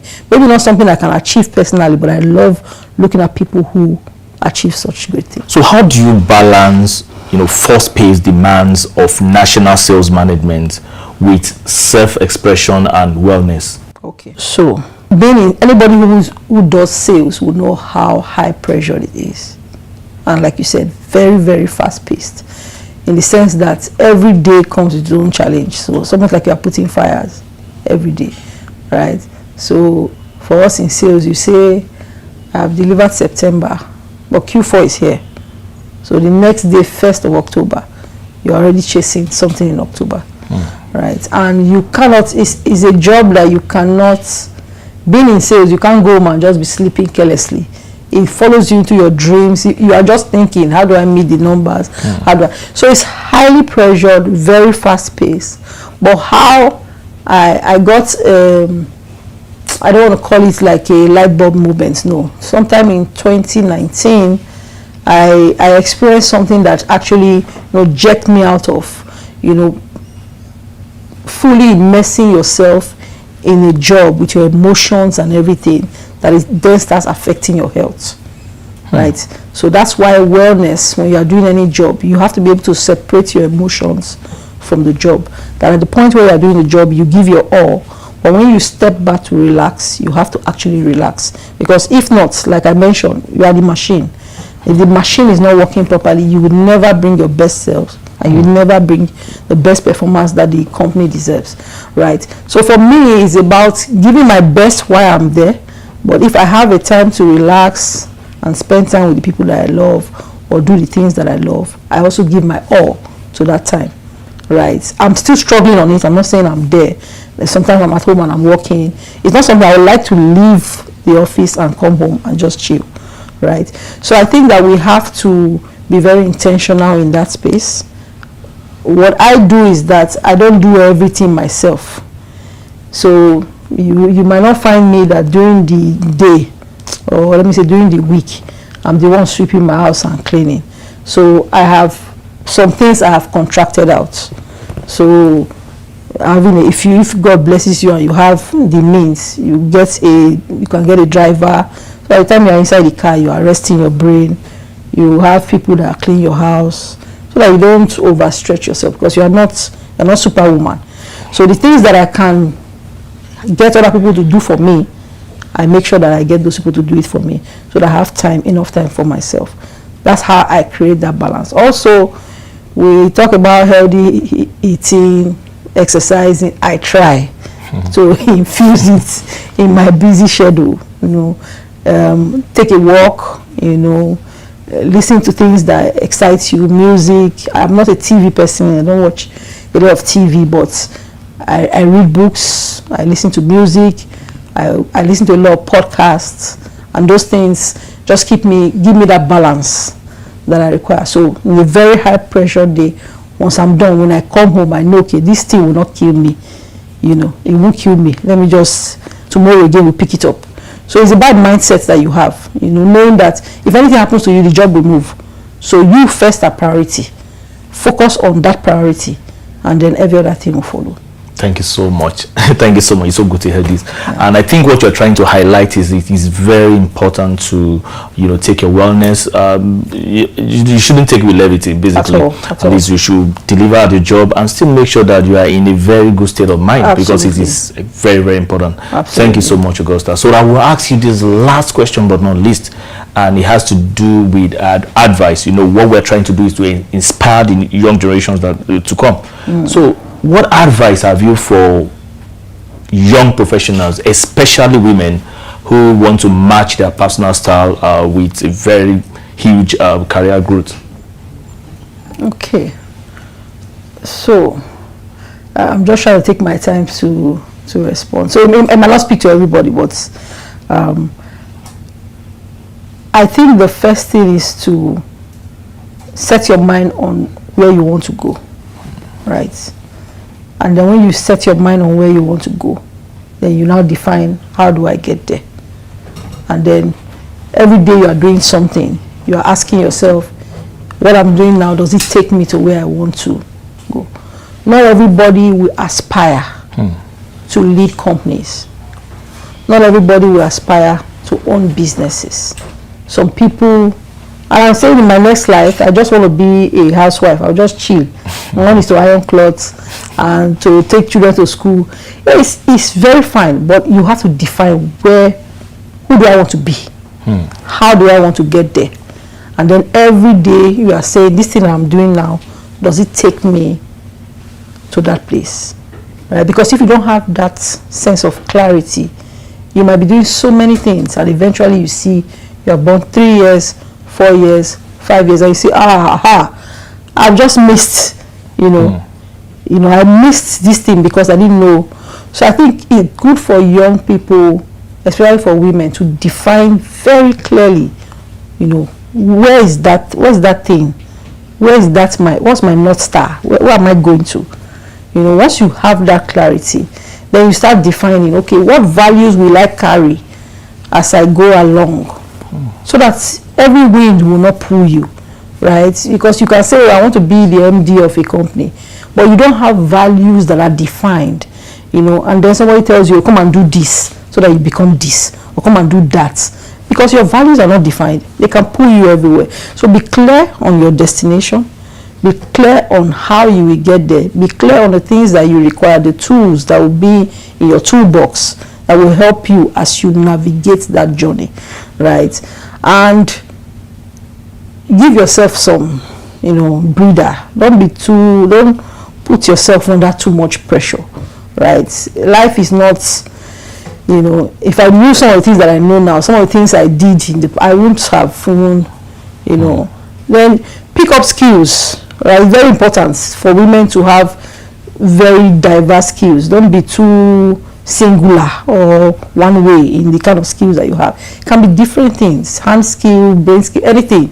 Just have different things that can help you build your economy, right? If you have those things, and remember that you're not alone on the journey, get a lot of people to support you. Don't do it in isolation. Don't do it alone. Get people, family members, friends, let them join you on the journey. You can't make it on your own, right? Because you have so many things. A woman has 1 million jobs, but the men, you people cannot relate to it, but a woman is always thinking of so many things at the same time. So if you are the one that wants to do everything, then you will break down, right? But if you have people who are, journeying with you, then the load becomes a bit lighter. So those are the few things that I would say. They are basic things. The thing is that we don't do basic things. There are things that takes you just a few days. You can clearly say, this is what I want to do. They are basic, but just that we don't do basic things. When you do the basic things, set the foundation, then you can rise from there. Thank you so much, Augusta. Yeah. So it is important for young professionals to have clearly defined purpose, which will, inform the path that they will tread in life. Absolutely. Thank you so much, Augusta. And it's been an amazing session with you. Thanks for making our time to come to Start Success. Thank you. Thank you so very much. I do appreciate it. Hey, this is Habiba Balogun, Chair of the 11th Champions of Talent Development Conference by Learning and Development Network. Shout out to who? The Achievement Channel. Hi, my name is Dr. Tayo Oluwole, and I want to say a special shout out to the Achievement Talent. You guys are doing great things, and you are really, really inspiring us with most of the content you are churning out. And I am proud to even say that you are our partner in progress with some of the things you are turning out. Thank you very much. Augusta, it's been such a pleasure having you on Start Success. Your story is a reminder that leadership isn't just about what you know or what you do. It is about how you show up. Thank you for inspiring us. And to you watching at home, remember this: how you carry yourself can just be as powerful as what you carry on your CV. Style isn't just surface, it is strategy. Thank you for joining us on Start Success here on the Achievement Channel. Let's continue this important conversation. Follow at the Achievement Channel on Instagram, Facebook, X, and YouTube for more Start Success updates. Use the hashtag we see possibilities and share your thought with us. I am Ayodele Oluwole, and see you next time.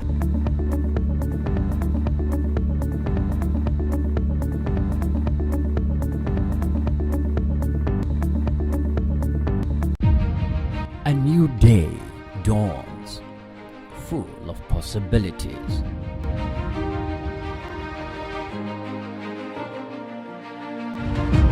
Take the first step towards your dreams. Empower your mind with positive thoughts. Achieve more. Make a difference in someone's life today. Impossibility is nothing.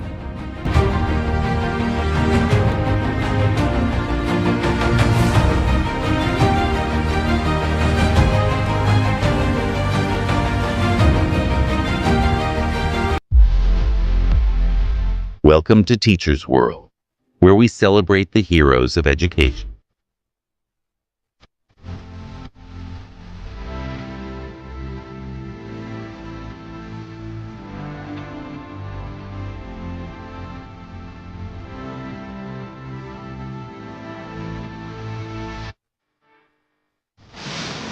Join us on Teachers World, only on the Achievement Channel. Hello everyone, and welcome to Teachers World. I'm your host, David Obianyo. Today, we have a special guest who is making Nigeria and all of Africa proud. She was recently named the best teacher in Africa by the African Union. But more than the awards, she is known for her heart helping girls, supporting students with disabilities, and teaching us all how to live in peace. Please welcome the amazing Adeola Adefemi. Join us on Teachers World, only on the Achievement Channel. Welcome back. I have with me in the studio the superstar Adeola Adefemi. Trust me when I say she's a superstar. It's good to have you here. The pleasure's all mine. Thank you very much for having me. All right, so I have it on good authority that you're not just in the classroom, and that brings us to our topic, teaching beyond the classroom and helping every child succeed. You're also into peace, and that's where your peace podcasting comes into play. So with that, I'm going to ask you, how does this help children in terms of bullying and tension in the classroom? I like this particular question because I've been asked so many times why Peace Podcasting? Why don't you go for symposia, workshops, have conversations with teachers, adults taking over? But the thing about young people, children, they find it easy to work with things that are interactive. And when it has to do with student to students, it's interactive. But when it comes to adults, they see it as a lecture, so they're not always very forthcoming. And we know when it comes to our society, forget about bullying, let's even look at it from a complete side. It is a thing of we're all different and our diversity is very fine. Now, for every classroom, we're a reflection of who we are as a society. We can see this in our classrooms.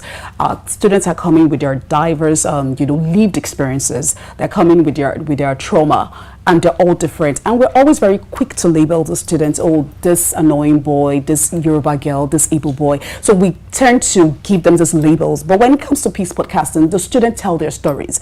Albeit however, it's very, very discreet. We make sure not everybody can be the same because they're not comfortable. It's about traumatic things. The truth about the issue is that with this podcast, we can remove the labels and replace them with stories. So you are listening to those kids, you are listening to their stories, they're telling their true stories. So you take away the labels, the unserious boy, the annoying girl, the see human being with real stories, with real problems, and from there the bullying stops because they get to put themselves in the position of those that are telling those stories. So that's one thing it helps, and it helps with and another thing it helps with is empathy. I was going to say that. Yes, it's deep for the students when they talk about their stories. It's deeper for even the adults around. And when you're talking about things you've experienced as a child in your society, in your community, or you're experiencing right in the classroom, everybody, at that point, people want to empathize with you. They're not looking at it from the angle of, okay, maybe because he's unique in his way, this is his attitude, this is a me problem, or this is a person problem. This time around, you're seeing yourself in these individuals when they tell the stories. And I think the most important one for me, it gives everybody a nuanced understanding of our differences. We are all different. I mean, different in everything. But when the students tell their stories, you get to understand that being quiet doesn't mean arrogance. We're quick to label these kids when we're in class, you're teaching, and it's a particular quiet child in your class, and you feel, oh, maybe he's quiet because he doesn't want to talk, because he's rude, is this, is that. I'll give you a very good example. Just recently, one of the schools I'm working with, there was a particular student that was reported, and everybody labeled him as rude. And I kept asking them, what is it about this boy that you see as rude? Now, the problem, before the boy started talking about his issues, during the podcast, was they felt that, okay, after every offense, you need to apologize by prostrating. This is a Yoruba culture, and yes, it's in the Yoruba community, but this child is not Yoruba. This child is from the north, and he doesn't see things like that. Before he can apologize to you, he has to feel wronged, or feel that he wasn't wrong. Yeah. Or he was wronged. And it was, the teachers expected him to just apologize because all the people that offended alongside apologized by prostrating, and the boy didn't. And everybody labeled him as rude. And before we could say Jack Robinson, his name was placed in the black book. And I kept asking, have you asked questions? Before the boy joined, that was the first thing I said, have you asked questions? Have you gotten to know what is wrong, why he did that? Because this is a very brilliant boy. He's represented your school in different competitions. And now you're labeling this boy, and probably you may even ruin his future because you've labeled him as rude and you've placed his name or put his name in the black book. And at the end of the day, the boy was told to write a letter, which he did, and he explained himself that where he comes from, you have to ask questions before you can apologize, because apology for him is deeper than just surface level. And at the end of the day, the teachers were impressed because the letter was very deep. Even before the boy started talking, the letter was to every teacher that was there during the issue. So at the situation, at the end of the day, they had a change of mind. If I had not been there, I'm probably sure that boy's name will remain in the black book. So sometimes I think it just gives you a nuanced understanding of our differences, of our diversity, and it's coming from the angle or from the lens of a child. Okay. So also, I think the most important thing is it gives them a voice. The visibility gives them the voice. Like, there's some people that are very quiet. They really do not like talking, not because they don't want to talk, but because they're too shy to talk. And now, that voice increases their confidence. I think that's the most important one. One of our students, also from the north, though not a Nigerian. She had the same issue too for a long time. She would never say anything. And now for the Peace Podcasting, it's not just about English. We're not talking about English. You can say it in your language and there'll be someone there to translate. So you can do it in Hausa. We usually do Pidgin, Yoruba, Hausa, Igbo sometimes, because we don't have an interpreter for the Igbo. So we do more for Pidgin. But now we have words. Yes. That's a podcast I would have loved to be a part of, trust me. It's something I can already relate to, thinking about it. And something you said is the fact that the classroom is like a microcosm of the society, how diverse we are. And as a teacher, if you can handle what goes on in your school and in your classroom, it speaks more about your character. Most definitely. Well, I've always told you I like the way you speak, the way you sound, and it's so good to have you Thank here. you very much. So, you've worked in various schools in the public sector, and I can imagine as a teacher myself, I have been in the private sector, and I know the discrepancies between the public and the private. So, for teachers who are working with children with disabilities, with limited resources, how do you think you can speak to them to help handle the situation better with children with disabilities? Okay, I'll speak from my own experience. First as a child and as an adult. Before I became a teacher, I told people that knew that I did not want to be, I told people that I did not want to be a teacher, but if eventually I become a teacher, I'll be the teacher I, as a child, needed the most. That was the thing I had then. I said, I'll be the teacher that I needed the most. And why did I say this? I think the most important thing when it comes to a child that is divergent is to be seen. I'm not saying give them visibility, see them. These are human beings, not just people in uniform. This is a real person with real emotion and with real issues. So I think the most important thing is just make them feel seen. Let them feel seen. Let them know. Feel ignored at all. So it could be something as minute as changing their seat positions or asking their permission before you call them in front of the class to answer a question. Do you feel comfortable with this question? Do you feel comfortable standing in front of the class? Do you feel comfortable speaking to your friends? It could even be an apology after you offend them. I have a child, not had now, like I have a child, Samuel is in my class, is someone everybody complains about every time. But this boy reminds me of myself, and I know that it's a bit different. I don't think it's difficult for any teacher to know when a child is different. Different is not bad. It's just uniqueness. So I think it's very easy for you to see that, oh, this child is different. It could be something as small as maybe shaking their legs, shaking their hands in class. And everybody complains that you distract my class, you're a ball of energy, you're this, you're...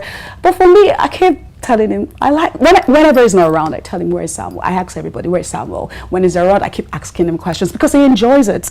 He's different because he's very active, hyperactive. And I know that's the issue teachers have with him. But for the fact that I always ask after him, if he's in class, I speak to him directly. It makes him feel very good. And now Samuel is doing very fine. I mean, it went from writing the way that is not legible to being legible because it's trying to impress someone that sees him. So it's just about seeing them. You don't have to diagnose a child. You don't have to treat a child. You're no doctor.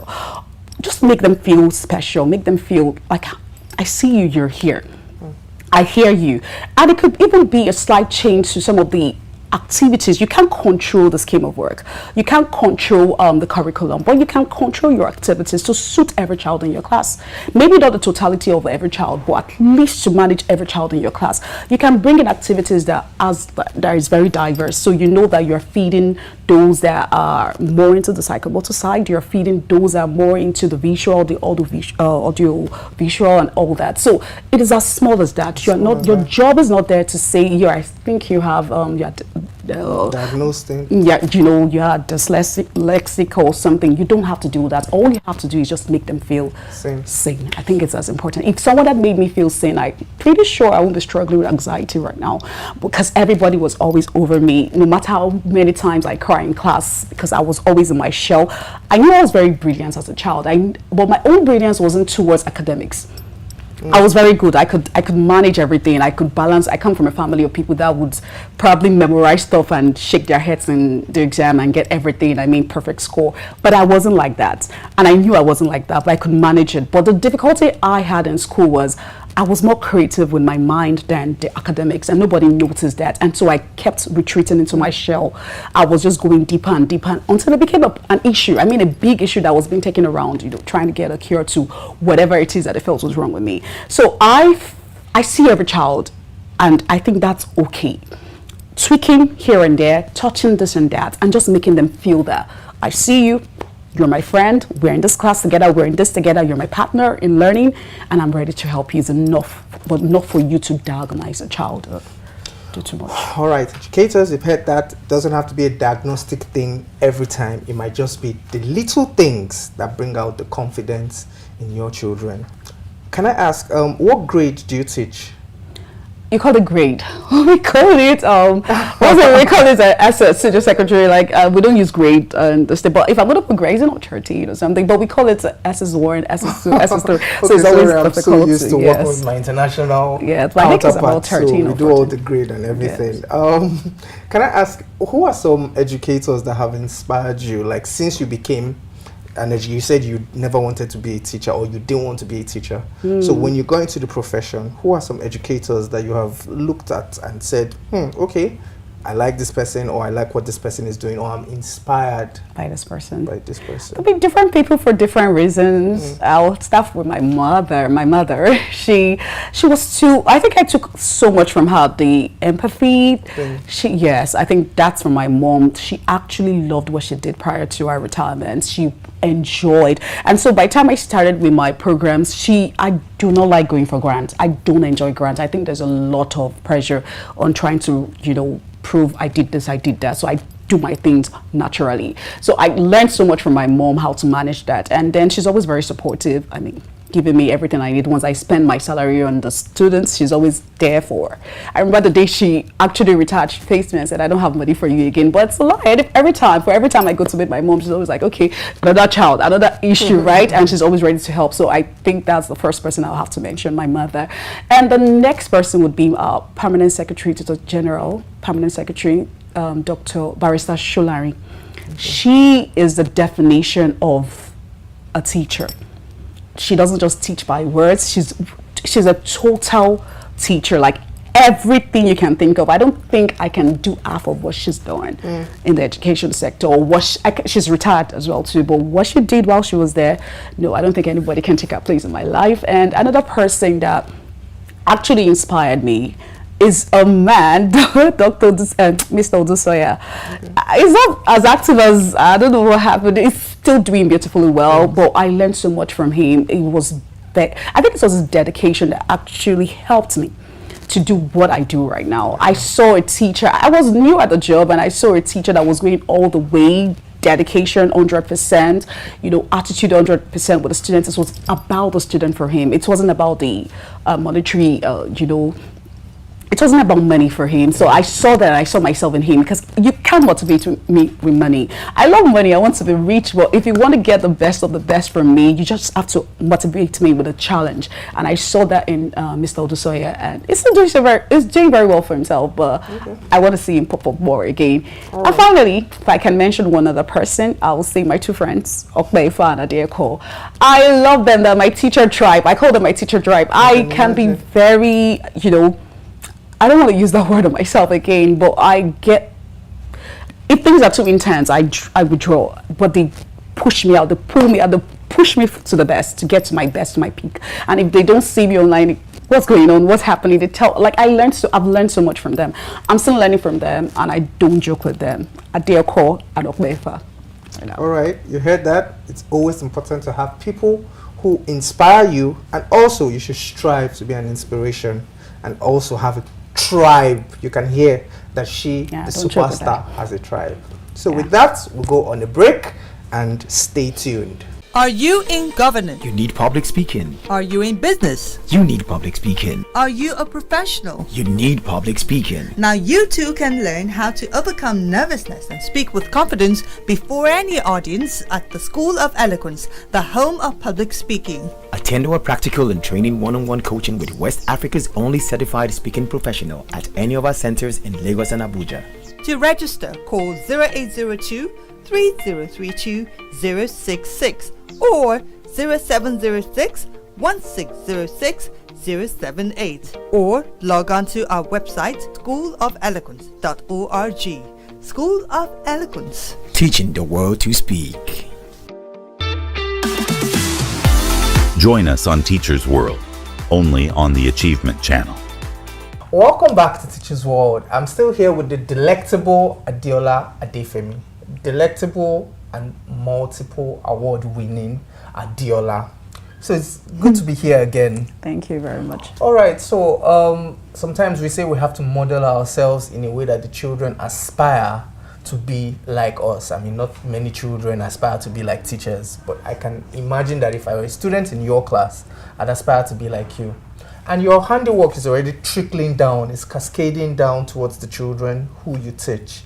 And I'm aware that you have children, or you have garnered about 150 awards and counting for the children you teach.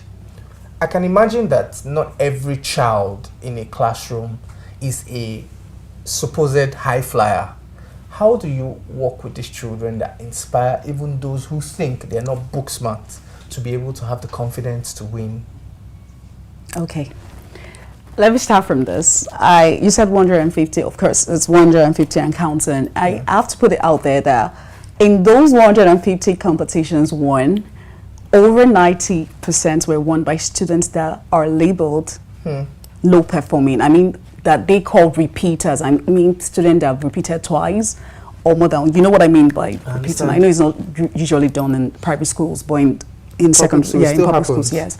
So these are the students that you would label as low performing. I love to work with kids like that because number one, it's challenging for me, and I believe there's beauty in every child.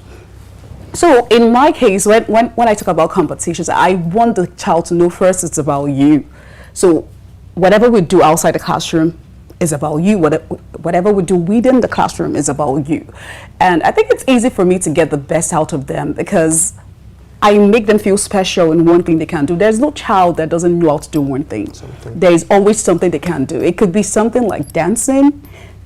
I can go looking for a competition that is about dancing for you to win, so that by the time you enjoy the success, it permeates into the other aspects I want you to win at or win in. So it's, for me, I want you to feel like you can do anything in that one thing you're good at. You can actually be the best at something. In that one thing. The moment you feel special in that one thing, it transcends into other things. And so when I see the students, it's always sometimes outside the classroom. I see them walking on the corridor. I see some of them on punishment. And I'm like, what happened? And they tell their story. I'm like, okay, fine. Do you want to work with me? And, you know, I've taught in areas that are underserved. And some of the students have never left their community. They don't even know how the world looks like. I've put students in my cars that don't even know how to open doors. Just the joy of knowing that they're going for a competition, they're always very interested. So it starts from there for me. I tell them, okay, fine, what is that one thing you like doing? Do you like drawing? Do you like, by the time I get one competition that you can succeed in, I feel most of the time, this give them the belief in self. I was telling someone recently, I said, the belief in self doesn't even start from self. It starts from, I want to appreciate this person that sees me. The first time my students succeed is always more like, I want to say thank you to you. You've spent so much time, energy. How can I say thank you to you? I'll do everything in my power to say thank you by winning this competition. And when they do that, they now find out that, okay, fine, if I can win this competition, I can also do well in other things. And that's where they become themselves and, you know, find themselves in themselves. So it's more like I am just like a channel for them to find themselves. So I don't believe in, when you say smartness, when people say intelligence, I believe we are different in different ways. We are very, very diverse, even in our thinking.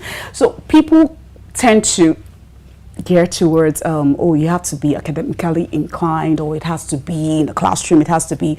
The moment you can win at something different from the classroom, you can win in the classroom. If you can win in the classroom, you can win outside the classroom. So it's always very grounded. Like, it starts from that for me. And by the time they find their confidence, sometimes I have to sit on the floor with them and tell them that you can't just win at this. So this academics, that's why you're here. That's still gonna call me a failure if you don't do so well in class. So I could sit on the floor with them. We'll start from, okay, pronounce this, say this. These students have issues. I mean, different issues outside the classroom. And it's sometimes comes into the classroom with them. So it's not because they're not, you can't call them that, you can't say they're not smart. It's just that the issues outside the classroom is coming into the classroom with them. So they can't think, they can't function very well. So by the time we sit together and trying to find or prefer solutions together, they're ready to listen. It's not always very easy. I mean, the 150 took great determination. Took a lot away from me. I became so broke at a point. I mean, I had nothing on me. I had nothing because I was using everything I had to help the students. I wanted them to believe in so much in themselves. So if it had to do with money, I would get them. I would work down to their houses. I wanted to meet their parents. I wanted to meet their friends. I wanted to see what makes them tick, you know, as a child. So it took a lot away from me. But at the end of the day, it was more of, let me appreciate this person first.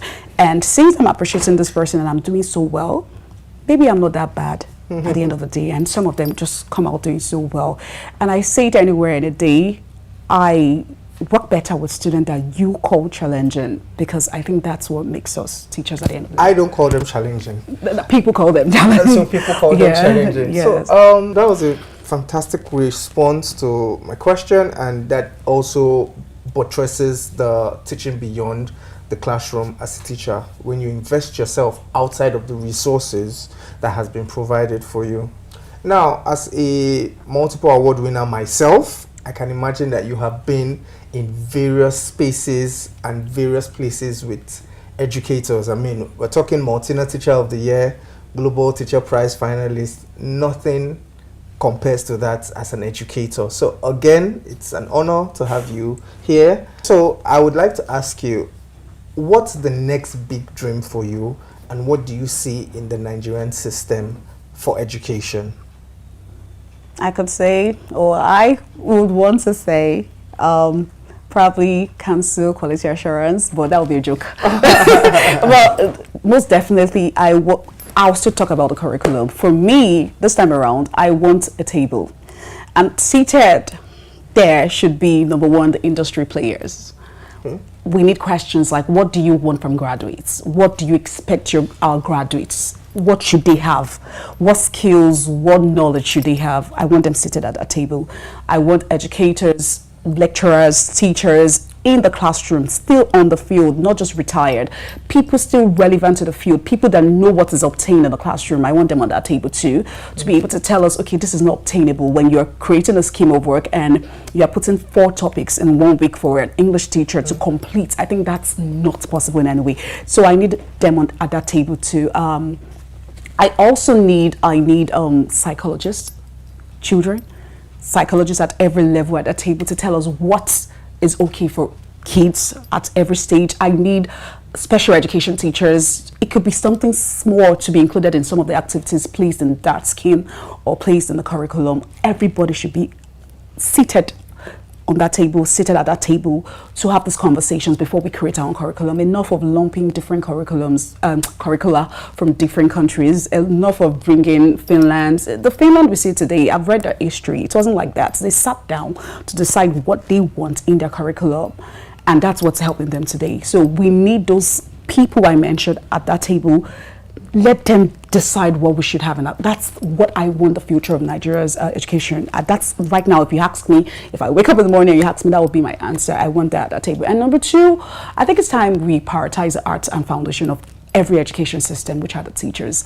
We may say, yes, we prioritize them. There are teachers awards at this, but we do not. We know what we do when we are this important rooms. The real teachers, I mean teachers in the classroom, people that love to teach, people that enjoy teaching are not in these rooms. We get to hear whatever it is they said that comes back cascaded to us. We just hear, go do this, do that, but we are not part of that discussion. Stop. We can't say, oh, we want to prioritize education when we don't prioritize teachers. Teachers are very important. We're the ones that will carry out whatever decision you make in those rooms. So why are we not included in those rooms? Why are we always like an afterthought, and then really need a little bit of autonomy? Like, the control is too much. It stifles our creativity. A lot of times we are controlled to the point that people cannot. I hear things like, oh, carry your American ways away. I'm not using an American way, but I just don't want a boring class. I don't want a boring lecture. I don't want a boring anything. But it's so hard to do this when there's so much control. The bureaucracy is so crazy. Everybody wants to control the teachers, and it kills everything for you. And finally, I would say regarding the students, probably at this point, I think they should also be involved because they're always like an afterthought as well too, and we are in that system because of them. So if everybody can sit on this table, make those decisions, create that curriculum or make that curriculum, I think we'll have the best in the world at this time. So it won't be like, why are you pushing out graduates that can't even answer simple questions? What do you want from graduates? And then we can make those decisions. I mean, I couldn't have said it better myself, and I can only agree with you. So my final question, as is traditional on this show, is to ask you to nominate an educator who you would like to see on this show at any point in the future. You can look at the camera and talk to the person. Okay, I would like to have Mrs. Kikelomo Osulu on this show. On the show, I would like to see her. And can I nominate one more person? Fine. Okay, probably Adiola Akesulure, my namesake, and she's killing it right now. She's top 10 Global Teacher Prize. Right. Yes, I think she's top 10. Yes, I know she's one of the top 10 Global Teacher Prize ambassadors right now, and I'm praying that she brings the prize home, and I would love to see her here so that we can spend our money together. Yes. All right, good luck to Adiola, and we hope you achieve this goal. I mean, it's something we've been chasing as a nation for a while. So good luck to you, and from us at Teachers World, it was nice having you on the show. Thank you very much. Adiola. Thank you so much. I guess I can invite you some other time. Definitely. Thank you, You're and welcome. have a great day. Thank you for staying tuned. My name is Mrs. Emmanuel Efe. I'm a teacher by profession. I've been teaching for the past 8 years. This is Achievement Channel, and you are watching Teachers World. Hi, my name is Mrs. Osage Cynthia. I've been teaching for the past 14 years. This is Achievement Channel, and you're watching Teachers World. Join us on Teachers World, only on the Achievement Channel. Adiola, thank you for reminding us that being a teacher is more than just lessons. It's about changing lives. Your work with Peace Podcasting and your love for your students is truly inspiring. So to everyone listening, remember that every child counts. Thank you for joining us today on Teachers World. I'm David Obianyo, and we'll see you next time.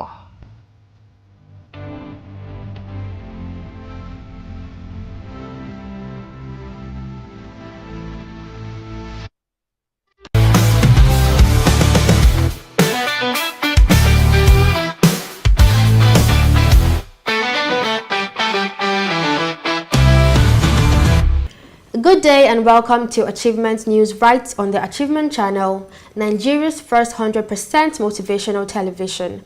My name is Comfort Idongise Basi, your guide through the stories of triumph, innovation, and positive impact shaping our world.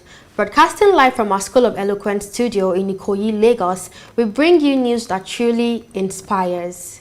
At Achievement News, we believe in celebrating human ingenuity, resilience, and the relentless pursuit of progress. We sift through the headlines to bring you the breakthroughs, the milestones, and the uplifting narratives that prove possibilities abound and true achievement is within reach for everyone.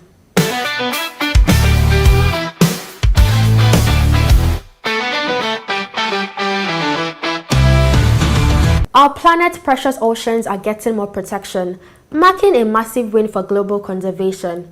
In recent weeks, 10 new marine reserves have been announced worldwide, including a significant 3,800 square kilometer area in Colombia and increased protected sea zones in Portugal. Most notably, the African nation of Sao Tome and Principe has established 8 new marine protected areas, and it is a truly inspiring step in environmental action. And here in Nigeria, a positive conservation story as a rare chimpanzee population was recently captured on video for the first time in our very own Ise Forest Conservation Area, a testament to local efforts.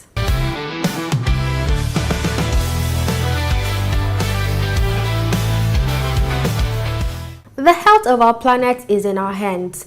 Every small act of conservation, from responsible waste disposal to supporting eco-friendly initiatives, contributes to a healthier, more vibrant world for all. We see possibilities.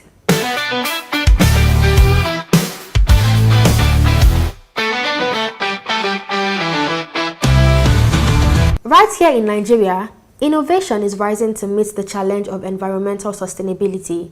The Felicia and Lawrence Omiunu Environmental Sustainability Grant has launched, offering vital financial support and expert backing to individuals and organizations developing groundbreaking solutions for plastic pollution. This $1,000 grant aims to foster local creativity and empower homegrown innovations that can effectively tackle the pervasive issue of plastic waste, contributing to a cleaner, healthier environment across our communities.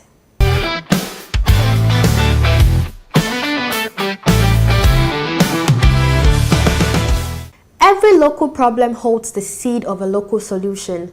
Be the innovator in your community, turning challenges into opportunities for cleaner, more sustainable living. We see possibilities.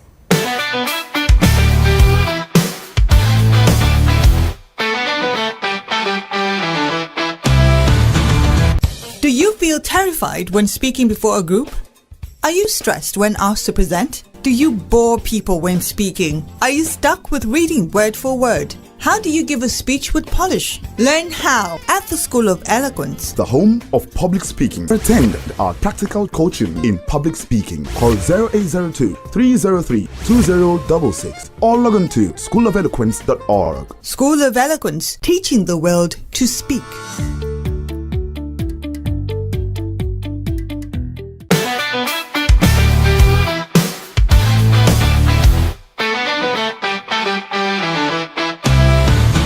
In a significant stride for human dignity, England and Wales are moving to decriminalize rough sleeping. This progressive move repeals an antiquated 1824 law that criminalized homelessness, marking a profound shift in approach. Instead of punishment, the focus will now be on providing support and addressing the root causes of homelessness as a social issue.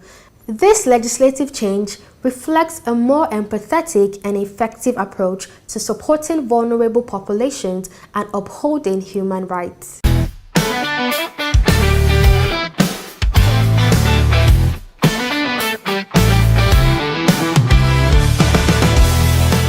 Humanity thrives when we extend compassion and support to our most vulnerable.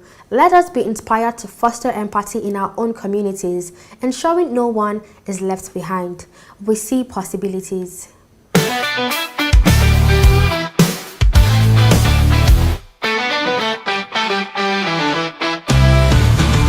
UN Women's 2024-2025 report shines a spotlight on incredible strides for women globally, with significant impact felt here in Nigeria. The report highlights women in Jordan winning over 40% more parliamentary seats and new women leaders in Kenya passing impactful legislation. Critically for us, the report celebrates Nigeria's own progress in granting women preferential access to public contracts, a policy expected to open up opportunities for over 1 million women-led businesses. These are tangible steps towards greater political representation, legal protection, and economic independence for women worldwide.